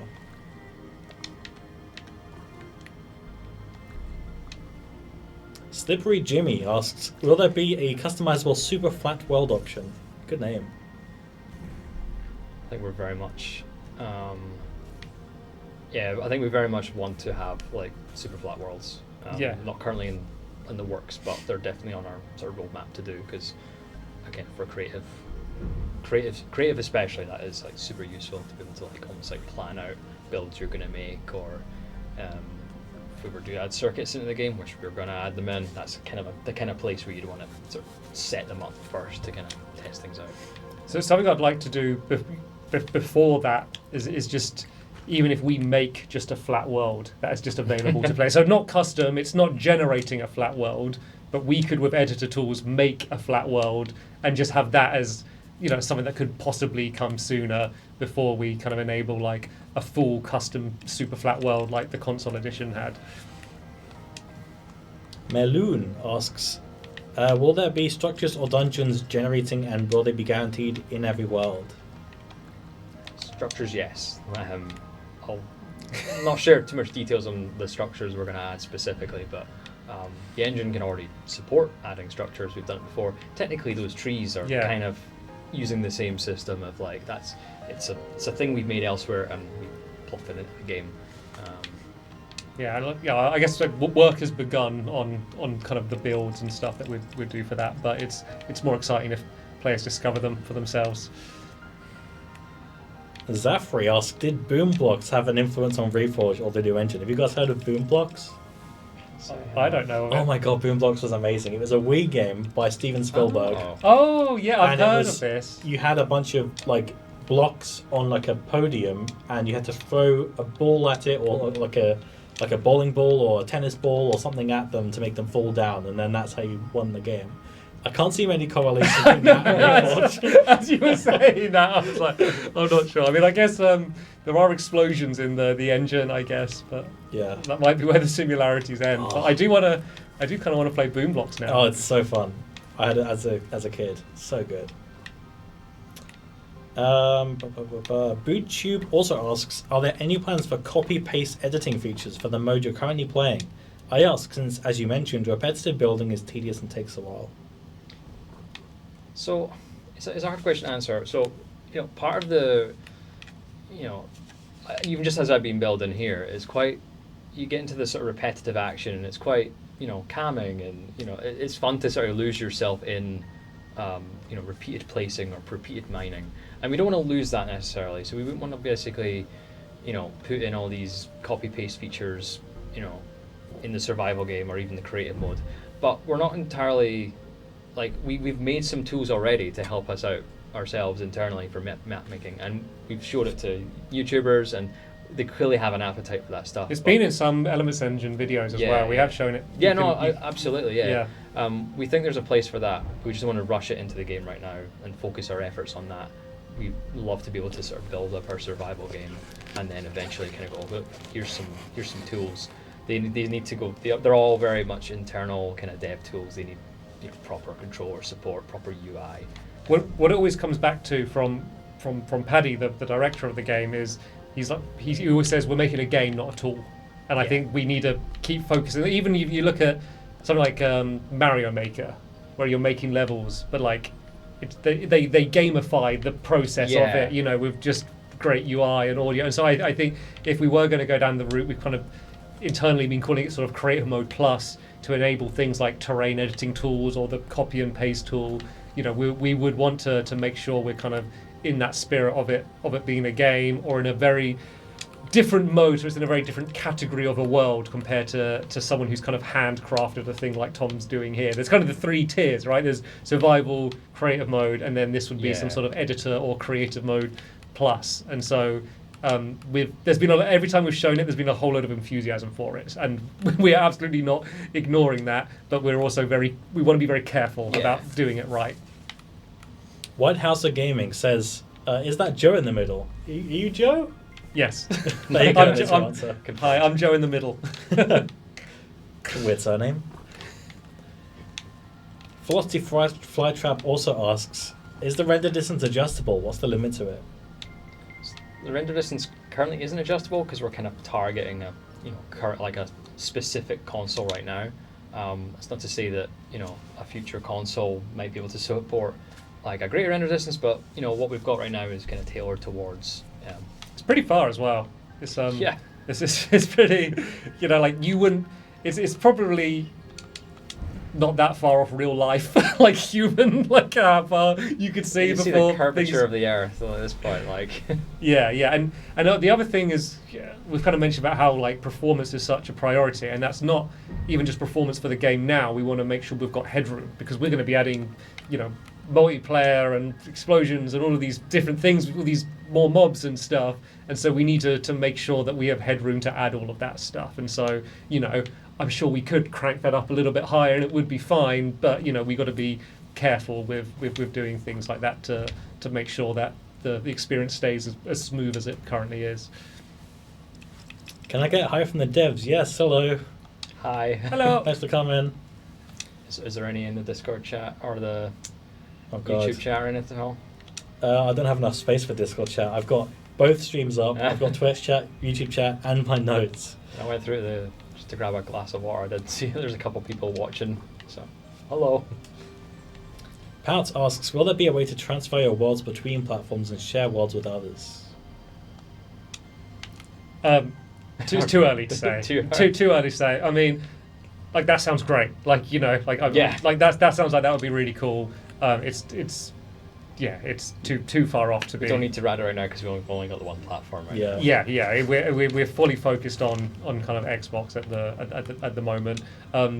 And then the reason for that is we wanted it to be on a lockdown platform. Obviously, it's Series S and X, but that's two platforms, we know what they are. And with these kind of early tests that we've been doing, they're about gameplay. They're gameplay tests. We want feedback on the game. They're not tech tests, which is why we've kind of kept it to at least one family of platforms. And my PC might have seen the obvious option, but there would have ended up being a whole load of troubleshooting with, I've got this CPU and this motherboard and this GPU, and I'm on a hard drive, not an SSD. There's all of these other factors that we'd have to be working on, which we will tackle. We'll get to that, but it wasn't the priority for this test. And so because it was a smaller closed test for gameplay, the insider program kind of fit all of the needs for what we wanted. Because I know there's a lot of people sort of saying like, why Xbox?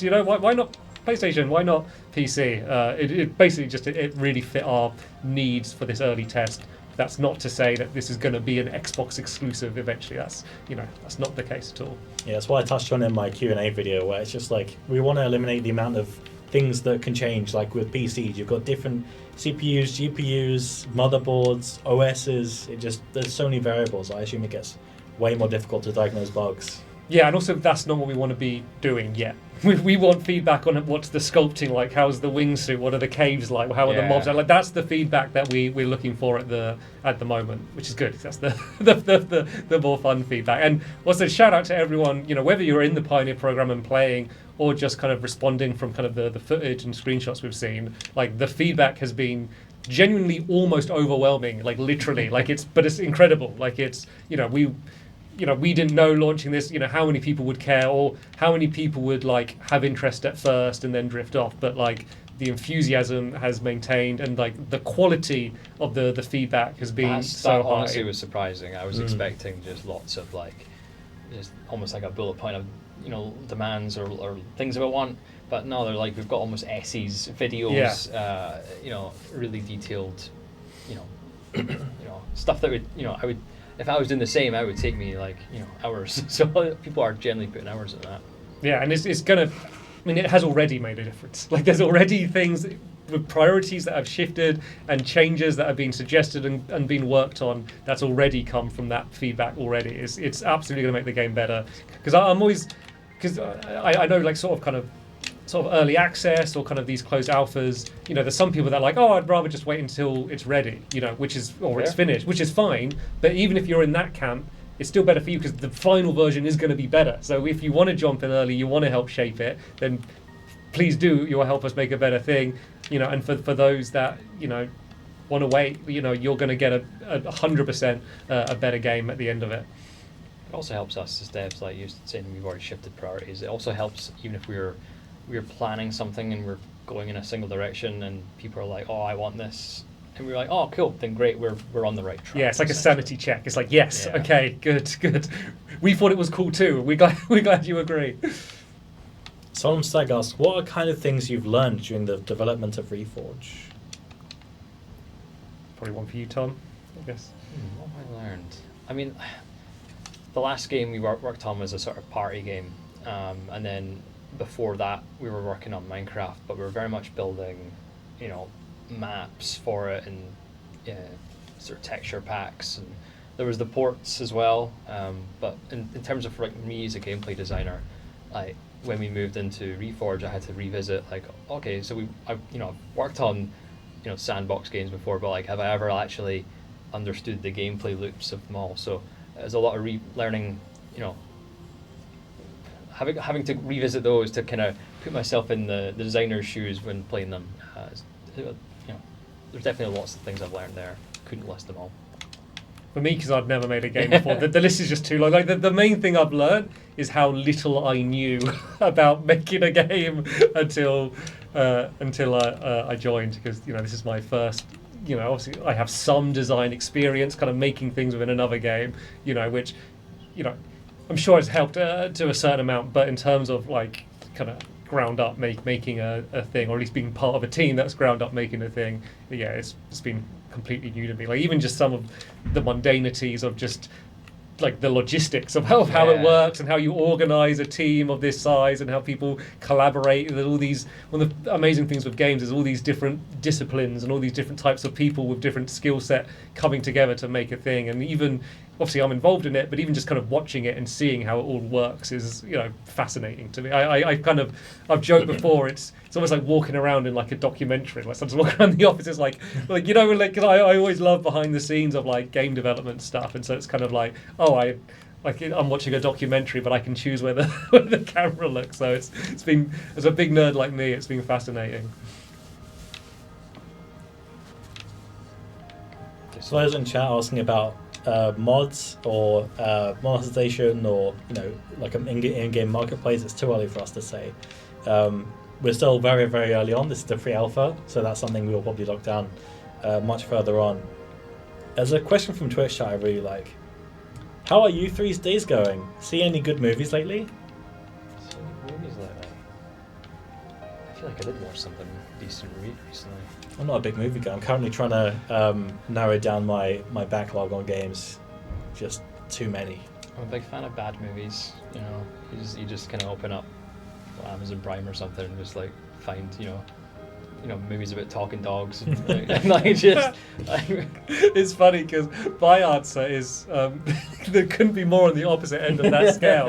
Is I'd never seen the Godfather films, so okay. I recently watched through all of them because I'd never seen them before. No talking dogs in those ones. No, it's just funny to me. Like you're watching talking dog videos, I'm watching Godfather, but that was like a. He was a treasure explorer. Yeah. What was it called? Do you remember? Timber the Treasure Dog. Oh. What about any games? Have you been playing any games recently? Oh. I've been playing Metaphor a lot. Oh, okay. And then I've also been playing Pokemon Emerald because nice. I always need something like handheld to play. Shout out to Tom who changed my batteries in my Game Boy games. I brought in my Game Boy Pokemon games and he switched out the batteries for me. I actually now need to do mine because my battery's like failing. So. I gave you some spare batteries to be fair. I bought a set of them. I've been playing Clair Obscure Expedition 33. I was talking about that. Yeah, very, very good game. Recommend it on Game Pass. Nathan, have you been playing anything? I'm trying to think. I recently finished Bowser Fury because I've had that in my backlog for 5 years now. So I was like, okay, let me just get this out of the way before the Switch 2 comes out. So I did that. And now I'm thinking, do I want to start another playthrough? Do I want to finish something else? I recently went through a sort of phase of trying to complete all the games I'd started. So like last year I'd finished about 5 games in a month. It's not because I'd played 5 games, it's because I never finished 5 games and I went back to them all. Recommend. I saw on, I've not heard, but I saw on, I think it was Blue Sky, that you talked about reforging the bonus points, Joe. What have you been saying about us? Only good things. Only good things. Good Lord. Yeah, I've got a podcast I do called the bonus points, and yeah, we kind of have like a secondary podcast called Extra Credit where we just kind of chat about what we've been up to, and so what I've been up to recently is a lot of Reforge stuff. So yeah, just talking about the excitement of the Pioneer launch, because this is my, like, even though it's a closed alpha and a limited thing, like this is my first time experiencing like a launch, where a thing that I've kind of been involved with for over a year, you know, now in kind of players' hands. Like the first time when searching on YouTube and seeing people streaming it and videos talking about it, or people just posting pictures that we haven't approved. You know, that like it's in the wild, it's out of our hands now. It's really exciting. I spent the whole day just absorbing what everyone was saying and talking about. It's been great. I got a question for you, Joe, which is, has working on a game made you appreciate games that you play more? Yeah, That's a good question. 100%. Okay, like games that I've already like played a lot of. Like there's a lot of design decisions that you kind of take for like just take for granted. Yeah. Like when I thought of design, you know, like you kind of think of the bigger things. You think of like, oh yeah, they've balanced the weapons or they've, you know, the level design or whatever. But there's a lot of tiny minutiae about like, oh, if we're adding crouch, okay, what if you crouch but then you try to stand up under a thing? Or okay, we want a door. What happens if you stand in the way of the door? Or like when it's, you know, there's all of these design decisions of just like these weird cases where a player might be doing something in a way that we hadn't expected and things that you don't assume. And so the amount of thought that goes into some decision, we think, oh, we're going to add this, and you almost at first think, oh, it doesn't really require a design, it's obvious, and you think, oh no, actually there's a lot of different assumptions people could make about how this thing works. And so that's kind of stood out to me as now when I play a game and it works, I'm like, wow, they made a thing that works. Like I know how hard that is. Frosty Flytrap asks, will Reforge be reviewed one day on the bonus points? Sounds like a conflict of interest. Yeah, not a farm on it. That wouldn't really work. One more question about you, Joe. Fusey asks, how often is Joe in the studio? How has the challenge of not always being in the studio impacted your work? So it goes up and down. Like for last year, when we were kind of really just fleshing out like what is this game going to be, sometimes we'd have a meeting that would be like a day. It'd be like we're in a room for a day and we're talking about combat or farming or the progression system or whatever it is. And so for those, I'd really want to be in the room because it's a very different dynamic when you're in the room. And so I was kind of up once or twice a month. Beginning of this year, it's kind of slowed down a little bit, and there's been a lot of stuff that I've been able to do remote.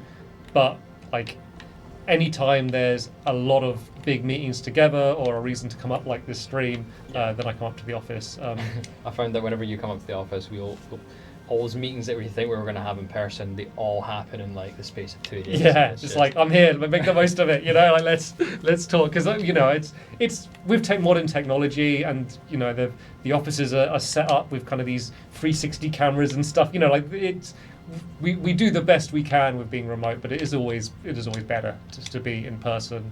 But I think for my role, you know, my role as a designer is very different to like Tom's or some of the other designers. So I think for kind of what my role is, it generally works out with me being kind of hybrid up and down.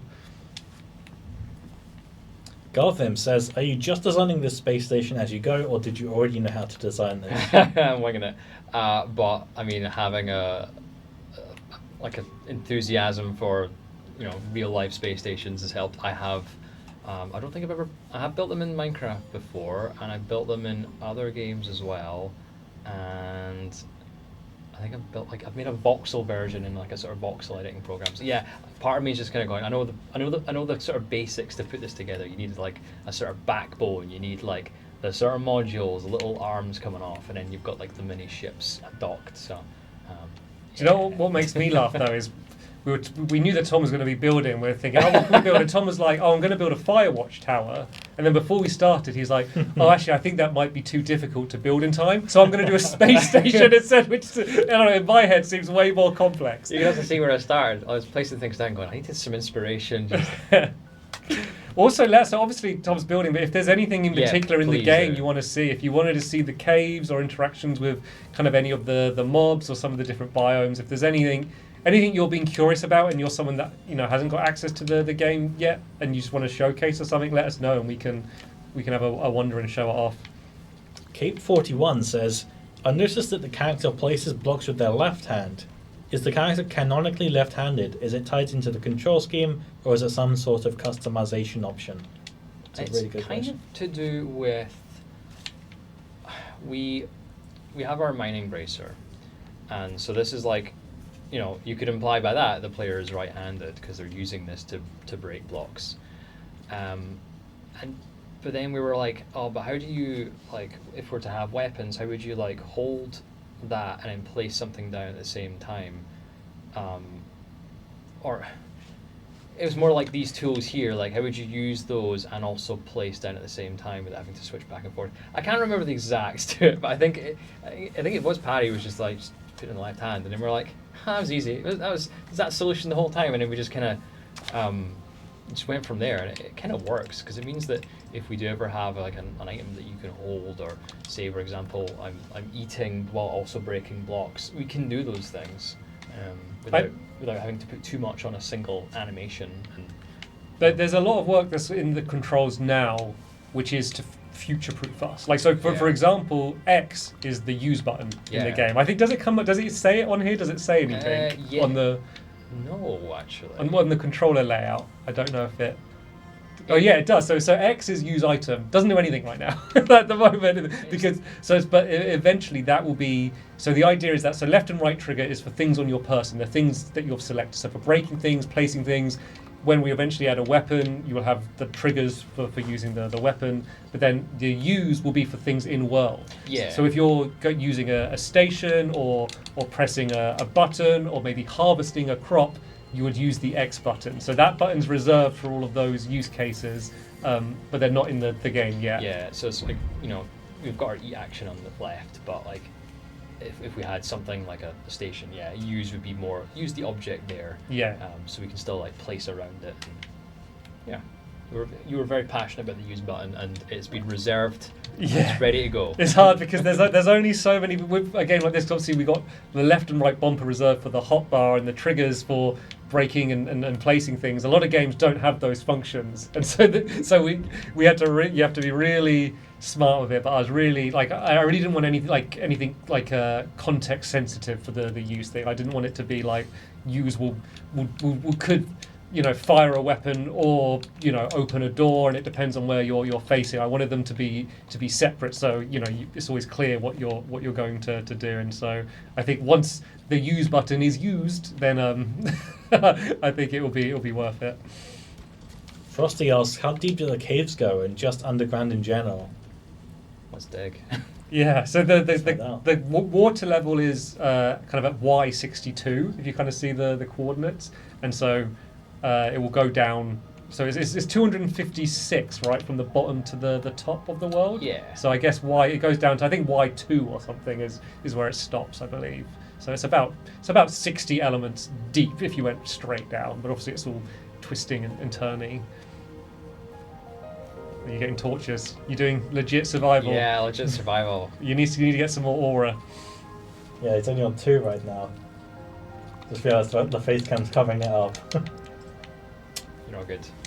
So for those that don't know, haven't seen yet, so the aura is going to be used a lot throughout the whole game. At the moment, its only use is to make torches, but it's going to be eventually the main power source for anything. But there is kind of a side effect, whereas the more aura you have, the more aggressive the tunnel scouts will be. Basically, their detection range will be wider for when they attack you. So if you've got under 5 aura, they completely ignore you. It's just like not even worth it for them because they want a lot of aura. But then the more aura you have, the more aggressive they'll be towards you. And when they hit you, they actually knock aura out of you, as well as having the chance to kill you. So there's a bit of a risk reward for how much aura you have on you at a time. Charlie asks, will new light sources be added, or is the aura torch the main for now? Definitely have more. Just definitely have more. Yeah, like the aura torch is meant to be like, it will be the worst one. It's the basic level. It costs like 1 aura to make it, which is the lowest amount of aura you could spend. So the aura torches has basically become like our default for the exchange rate. So say if we're designing something else that contains aura, it's like, well, how many worth of an aura torch is it? Like, oh, this is the equivalent of 10 aura torches in value. So it's become our baseline for our sort of resource currency in the world as our bottom thing. There's the aura berry bush as well. You could Thank you. grab that. Yeah. I was looking for them earlier and then realised I lit up the entire area I was building around. Unless that is a torch. No, it is one. I'll get us out of the way so we can see the aura counter go up. Ooh, what's it gonna be? 7. Well, you got to eat your. Or did you just eat it? No, I didn't. You got a couple to eat. How much do they give you? Is it 3 or something? I guess we'll see. Let's find out. 9, 10, 11. I'll give you So it 2. was 2 each. I can never remember because like at some point in time it's been like multiple different values as we're playtesting and trying to find out the right balance. It's quite difficult to balance the overall economy while we've not got many things to create. So we might be adjusting things as we go, but it should always try and feel fair. Yeah, at the moment you end up with a lot of aura and not that many uses for it, because at the moment it is just the torch. But eventually the aura is going to be used for lots of big things, exciting things in the future. So There's at least one snuck in there. oh, I saw nothing. Meloon asks, is a weather or season system likely to be added? I'd love to see the world change around me as I play. That'd be cool. Yeah, it's not something we're actively working on, but I think it's likely. One of the designers, Callum, who a lot of you might have seen from previous streams, he's been doing some tests where essentially using the cloud system that we currently have, which is it's quite an advanced cloud system. It's quite realistic clouds that deform and move, but he's basically been kind of lowering them and adjusting some of the properties to make them appear like fog over the landscape, and it looks incredible. And so the fact that technology is already in the engine with the clouds, like some sort of fog system just to add some more atmosphere to the world, especially at night, like those early tests look really cool. So that was promising, something that I saw yesterday. Prowl says it would be great to get something like a spectator mode and a night vision type view to really assess the caves in the pre-alpha. Yeah, no, Just a suggestion. Yeah, like I think we've talked about these different. We've got a couple of different ideas of how we do it, but we definitely really want it. we were.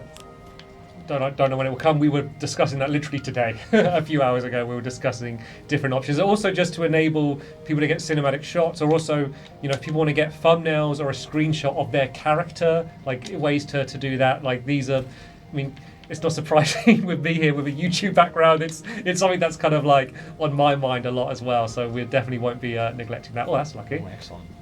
Ooh. That's a big. That's a lot of them together.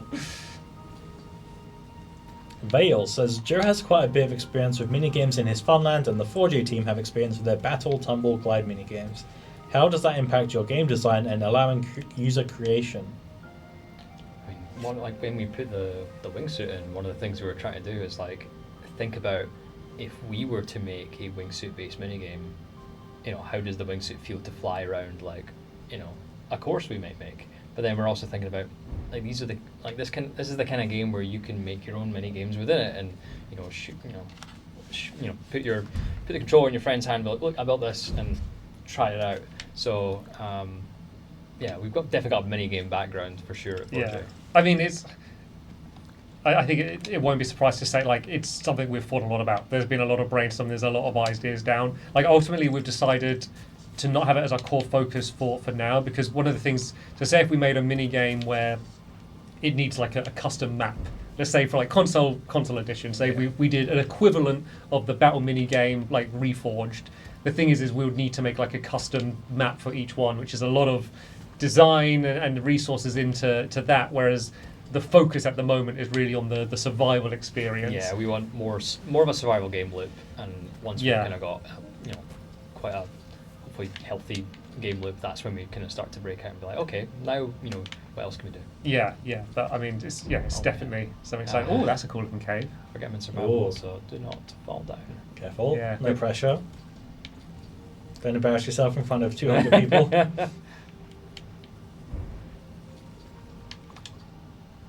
Speaking of falling down, Alan Buzzy asks, will Reforge have some form of physics, or will it basically all be static? So in the engine there is physics simulations. At the moment, it's mostly for like aesthetic like simulations, so for explosions like rubble.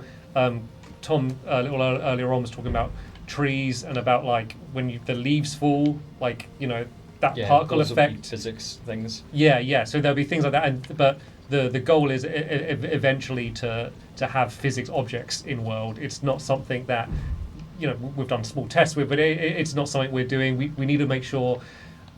One of the things that's kind of difficult with that sort of things is multiplayer sessions. Say if you had a ball that you're knocking around, in multiplayer that ball needs to be in the exact right position for every Yeah. player. So there's considerations like that. We need to make sure that, you know, we could probably throw something in now and mess around with it, but we need to make sure that it's not going to break someone's game or cause them to get stuck or something. But it's something that the engine can handle this type of thing, and it's something that basically everyone on the team Yeah, wants. I think we'll see it. It's Yeah. the question is when, and that's the harder question to answer. Yeah, that's the big one with all of this. You know, we're a small team. It's a small indie team making this game, and you know, we're punching above our weight with the style of game that we're trying to make, and you know, with very rapid development that people are hopefully seeing already. And so we've got to be really careful to plan exactly where we kind of direct our resources. Charlie says, "Who's your favourite member of 4J Studios? I want to start an argument." I don't have a favourite. I like all of them. That's the right answer I'm supposed to give, right? Yeah, no comment. No comment. Gartham asks, "Will there be doors?" Yes. Yes. Yeah.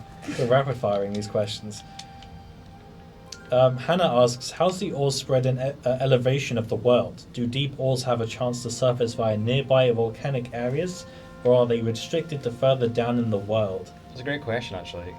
Right now, our ores are based on, they've got material rules, so materials they can spawn within, and then there's elevation rules. And it's not just a case of, oh yeah, we set a minimum and maximum. We can actually set like a difference in how, like between its minimum and maximum, whether it peaks at a certain elevation. We've got all that stuff in.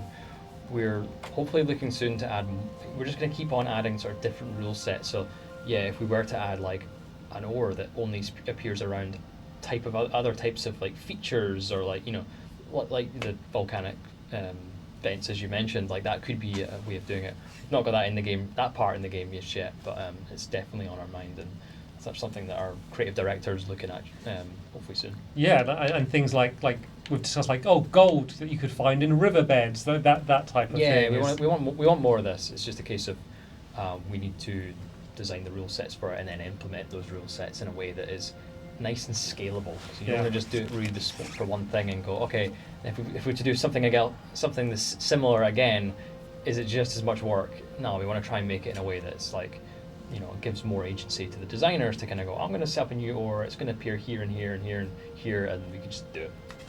But we'll get there. Mika Isms says, "How did you get around to designing the art style for this game?" Wrong people to ask, I'm afraid. Yeah, two designers here. Maybe we'll do future streams or Q&As with the art team, but yes, it's not so much to do with us.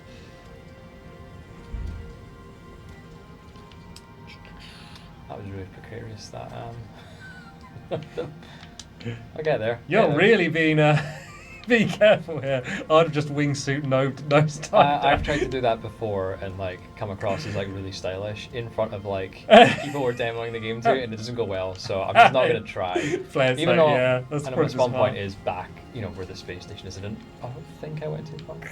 Yeah, be good if there was a way you could set your spawn. It'd be good, die. Meloon asks, "Are there plans to add a hunger/thirst system to the game? If so, will it simply be must eat/drink to survive, or will it more complexly affect your character's abilities and stats?" So there's an idea for a system similar to what you're saying. We're not planning thirst, I'll say, but there's something like a hunger meter that we're talking about, but even internally we're not completely locked down for how it will work. Yeah, so I won't share anything. We know there's a sort of desire for another kind of system to manage, you know, for your survival. We just don't know the exact format yet. We've got a couple of solid ideas, but yeah, my assumption it will come alongside or close to farming. Would make sense. Pearl asks, "Any plans to allow for changing the sculpted shape of a block so you don't have to break it, then replace it and resculpt it again?" We were literally discussing this right before the stream started. something I'd love. Again, we'd have to sort of be cautious about how we put it in so it feels right. One fun thing about designing with the controllers is there's only so many buttons, and like there's so many features we'd love. We're like, we just don't have the buttons for it, or we've like reserved that one for future use. But we do think there's a like, we are seeing that as a sort of common feedback point. So Yeah. definitely taking that on board. One thing I'll say is commit to is like a pick element. So you can look at an element in the world and then have that Yeah. selected as something that was in the engine at some point, and we kind of need to re-enable it and make sure it all kind of works properly. That's one of the things that I definitely would love, and that's in the roadmap. I'm not sure Yeah. exactly when, but I think that one, fortunately, is earlier rather than later. So it's like, yeah. yeah. Okay, we've been live for about 2 hours and a quarter, so we'll give it another 15 minutes and then we'll wrap it up. So if you have any more questions, feel free to drop them in the chat. We still have loads to get through in my notes. Let's see here, what have we got? I signed up for the playtest. How long does it take for me to get an email? We'll occasionally expand the group of people that are playing in the Pioneer program over time. We can't give dates or estimations of when that will be, but we're planning on just increasing it over time, bringing in more people as we go ahead, and then looking at different platforms way further down the line. The Moonlight system, with the mention of sliding on slopes, it made me wonder about different movement tech that could be possible in Reforge. Maybe like a hoverboard or some kind. Would that fit into the game? Yeah, I mean, one of the nice things, because the setting is, it's kind of a slightly, it's almost a little bit of mixture of sci-fi and fantasy, but it means it can be high tech. It's not powered by electricity, so it's not going to be Earth-like, but like a hovercraft could fit in the world of Reforge and not stand out. So those sort of like gadgety like tech items and tools, would fit in to the world of Reforge and not stand out. So we're not kind of limited by the lore of the world for adding those types of things in. Especially since we've kind of like made Aura it's a fictional thing. It's like we can make our own rule set for it. Yeah. As long as we're sort of consistent with our own rule set. Andrew Mark asks, besides mushrooms, will there be more coloured light sources that the player can use / create? Yeah. Yeah, definitely. Like, we eventually want to have one for every colour, but we don't want to just add. We didn't just want to add every coloured mushroom down underground. That's not really exactly going to help make it feel feel right. You see the lava as well. You can kind of see the red glow from that. But yeah, definitely there'll be craftable light sources of different colours. And Frosty Flytrap asks, can you mix colour lighting to make new colours? It Could can be a happen mix in sometimes. games. I did find like a sort of purpley light when two colours interact. It's hard to see here. Yeah, you can kind of see it here. So you used to be able to, the glowing mushrooms, you used to be able to pick them up. The problem with that is it just meant you didn't bother making torches because you just pick up loads of mushrooms. So now they don't glow when you replace them, when you pick them up. So it'll be, with the retail build, it'll be a little bit harder to demonstrate that. Because you can't pick up lava anymore either, because that was another thing. I think that might be in the Pioneer build. I can't remember. Yeah. Yeah, I mean, like, right now you can pick up the mushrooms. The only thing they can do is damage you. We think that, like, every resource in the game has the potential to be the crafting ingredient for some future thing. Jack and M asks, a lot of positive things I've noticed about Reforge are things I've heard Joe complain about in another game. Has it been therapeutic for him to bring those changes to Reforge and get a bit of closure? I'm really happy with the direction Reforge is going in. Are the biomes or worlds you are creating based on real life, or are they going to be more on the science fiction side? Kind of in the middle. Like, we want to make sure that it's grounded enough, so if someone's like, I want to build New York, they have the materials that they need to make it and the resources. Or if I'm like, I live in a small village in Scotland and I want to make that village, so it makes sense that the grass is green and the sky is blue, so people can make things on Earth. But because we have the gateway system, which, we will have a gateway system which allows players to travel to new worlds, it means we can kind of have this sort of base, essentially vanilla world, which will be more Earth-like, with noble glass and aura and tunnels and stuff in. Described it as like Earth adjacent. Yeah. So we want to make sure people can, build the Golden Gate Bridge and, it fits in. But then maybe they create a world for a gateway and it's floating islands or volcanic island, or it's made of candy floss, or we can kind of go much crazier there, as long as we have that kind of more Earth adjacent style world for players. For those in chat asking about modding, we just don't know. It's too early for us to fully understand where we're going to be with that. Yeah, with things like modding and like monetization and stuff, people were asking earlier, like the focus is on making a game that is good and people care about. Like that's the goal. Like once we've made like a game that people enjoy, like this is other stuff that we can like focus on. It's not something that we're ignoring, but it's too low of a priority for now. But it's I don't think anyone's like strongly opposed to modding or anything, but it's just not something that's our focus at the moment. Connor asks, what's a 5-word sentence to describe the game? I think it is good. That's mine. Right. Build, craft, sculpt, explore, fight. Good. That's not a sentence, that's just words. There was a comma between every word. It's just all verbs. You can craft it fun. No. Reforge the Pass. world. Go on. Go on. Go on. Do we not have shape the world? Join us. Sign up to Pioneer Program. I like that one. Yeah, I just came out of my cave and agreed with the space station. It's cool. Someone looks better. I don't know. Maybe I forgot how cool it looks. You just imagine it's just there. If that doesn't sum up this game, this can say more than words can. Just coming out of a cave after exploring for a bit and going, oh yeah, I built that earlier and just forgot. One of the things that we've kind of said, not even just internally, I think we said publicly, is we say beyond blocks is kind of one of the common things people throw around, and I think the space station is a good example of that, of those domes and the curved shapes. Just having those sort of curved shapes or slanted shapes, it just means the scale of what you a building doesn't need to be enormous. If you just had blocks, everything has to kind of be big if it's curved, whereas you can kind of do 1-to-1 scale with the sculpting. I was quite lucky that I built it. The scale was kind of built so we could build it in time, but it meant that if I was to get that kind of level of diagonal, I'd have to kind of build a lot bigger if it was just the cubes. It means I can do all this as well. I didn't really give myself much room for interiors at all, but.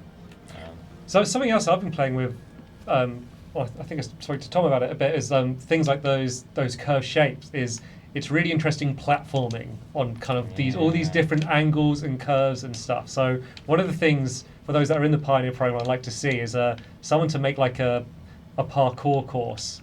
With all these different shapes and jumping from a slanted surface to a curved surface. It feels really different, but I've been really enjoying it. That's something that I'd want to spend more time playing around with to kind of see how that feels, because obviously there's a lot more leniency when you're going on a curved surface or off a curved surface compared to a hard edge. So we're speaking earlier about Total Wipeout. Maybe we need a Total Wipeout course done in Reforge. I do love that blue sphere. It's really mesmerising. I want to build a little shrine to the orb. Okay. Alistair asks, what game is the engine built on? The Elements engine, custom built. We touched on it earlier, but it's our own custom built engine that we can do anything we want with.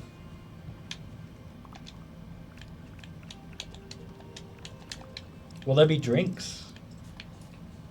we have an idea. Yeah. I don't want to say it yet because it probably won't be coming soon, but we do have ideas for drinks. Will the game be playable on mobile? We have no plans for mobile at the moment. Pearl asks, will any plans for some of the physics shown in the Elements engine footage being added to Reforge, like explosions of blocks flying everywhere? Absolutely, and that's kind of the point of why we made those in the first place, and B, even shared them. Just we wanted to kind of show, hey, we can do the game can do this. Reforge will eventually do things like this, like moving at fast speeds and explosions. Again, when it came to the game we're making right now, we want to kind of start from the beginning, build the survival game up to those points. If we just put in all these crazy vehicles that can cross landscapes with no friction, then We need a reason for you want to travel to places in it. You also want to build up to that as well. You want to get the reward of like, hey, I've spent lots of time gathering resources and crafting and processing these things to make all these cool things. So. Cape 41 asks, might other dimensions you visit have different sizes? For example, could you have a more vertically oriented dimension that goes much higher than 256 elements?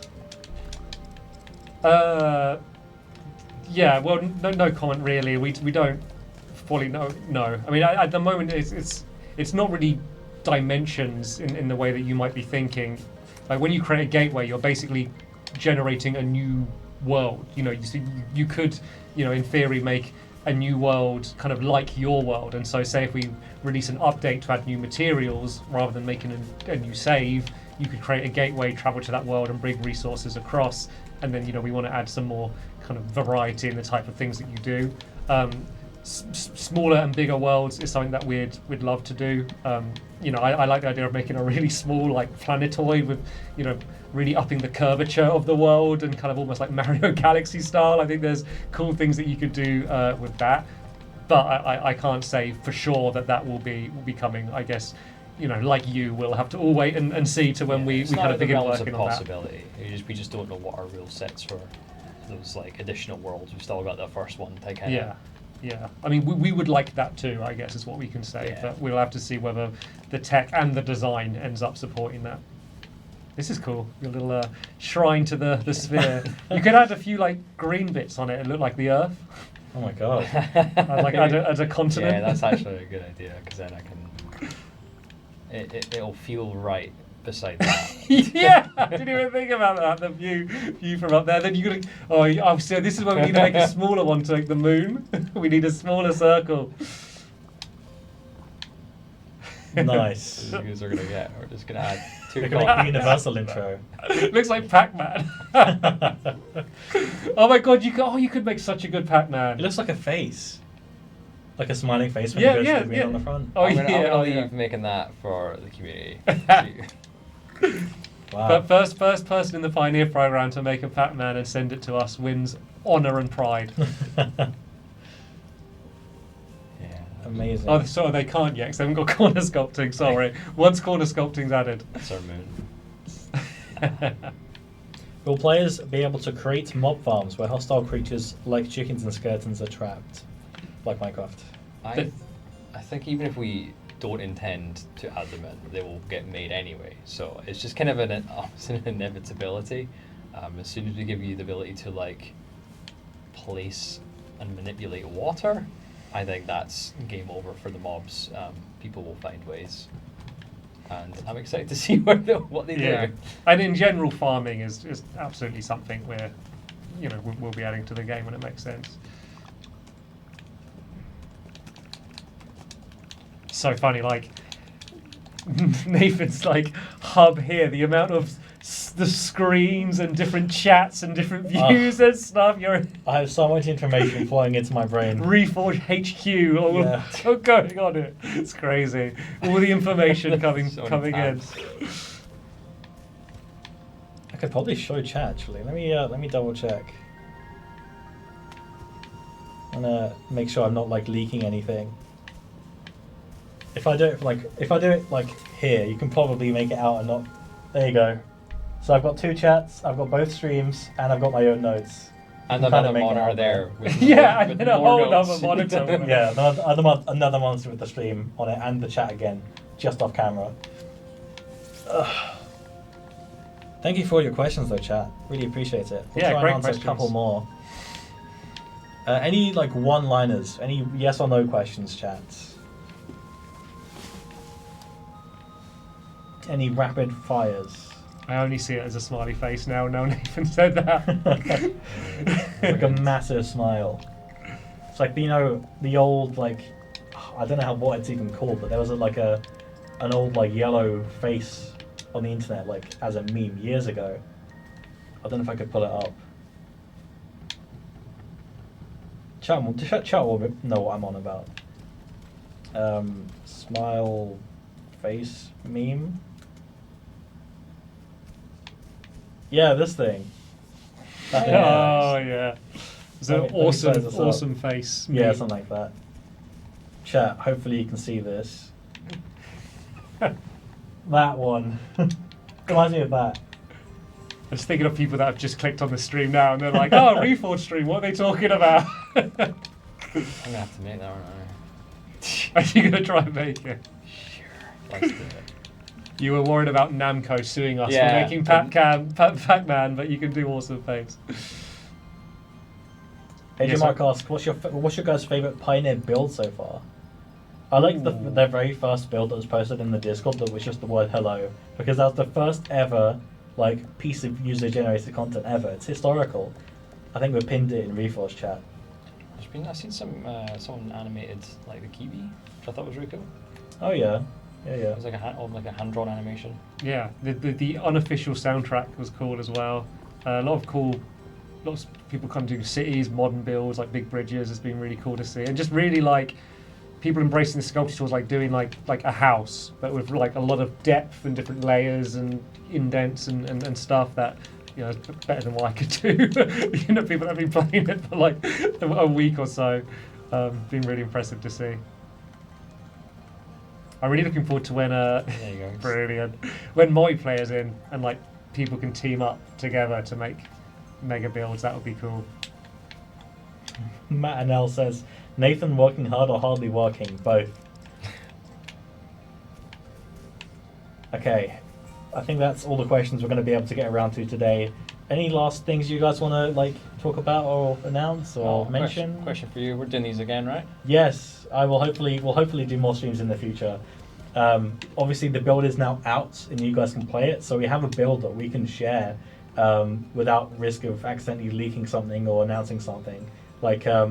Before we announced the Kibi, we were taking screenshots to show off the environment, but there were Kibis in the background, so we had to kind of erase them, go in and Photoshop them. I had to put under the tree. Always trying to steal the spotlight, those stupid Kiwis.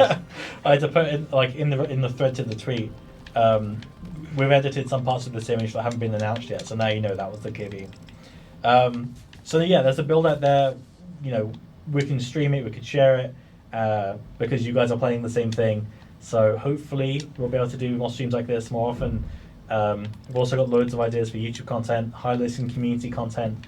We're going to be interacting with the community, so tweet us and post everywhere. YouTube videos we look at. Go on the tweets. Discord. The Discord's the Discord's core popping place. off at the moment. That's the place to be. And it's all members of the Forge A team are on there. Like if you're posting in like the Reforge feedback or questions channel, like that's going to get eyes on it from someone on the dev team. Absolutely. And we have meetings going through it and discussing it. Like we are listening. We promise. If you see comments from 4J5, that is me. Just to put a face to the name. Yeah, okay, so I think we're going to wrap it up here. It's been 2.5 hours the stream's been up, so we're all going to relax and have a cool off. But thank you so much for watching. Thank you for giving us some amazing questions. I hope that you've learned a lot more about the world of Reforge and what we've got in the pipeline. And obviously you've seen the corner tool. What's it officially called? It's called a corner sculpting. It's a feature of the sculpting. It's not its own tool. It's just an evolution of the other tools. Yeah. Yeah, well, you've seen that for the first time. So, yeah, if you want to see more sneak peeks of things we're working on, join the Discord, discord.gg/Reforge. We're in there all the time. Pretty much the entire 4-day staff are in there, and we have a look around, see what you guys are suggesting. We have a look at your feedback, all your content. I love seeing it. The whole team loves seeing it. So please jump in there. Also, if you have any more questions that we didn't get around to, join the Discord and we can ask in there. Also, the VOD will be available for this stream, so you can go rewind and watch the whole thing again and see if we answered any questions we might have missed. If we didn't answer any questions on stream today, it's either we don't know or we can't say. But if you want, you can still ask on the Discord, and we might get around to you again if we can say and we do know. But that's it. Join the Discord. Also, sign up to the Pioneer program if you're interested in playtesting at reforge.game. And that's basically it. Thank you for watching. Thank you for making content. Thanks for asking questions. And we'll see you hopefully not too far away in the future. Not too soon. Get out of here, you lot.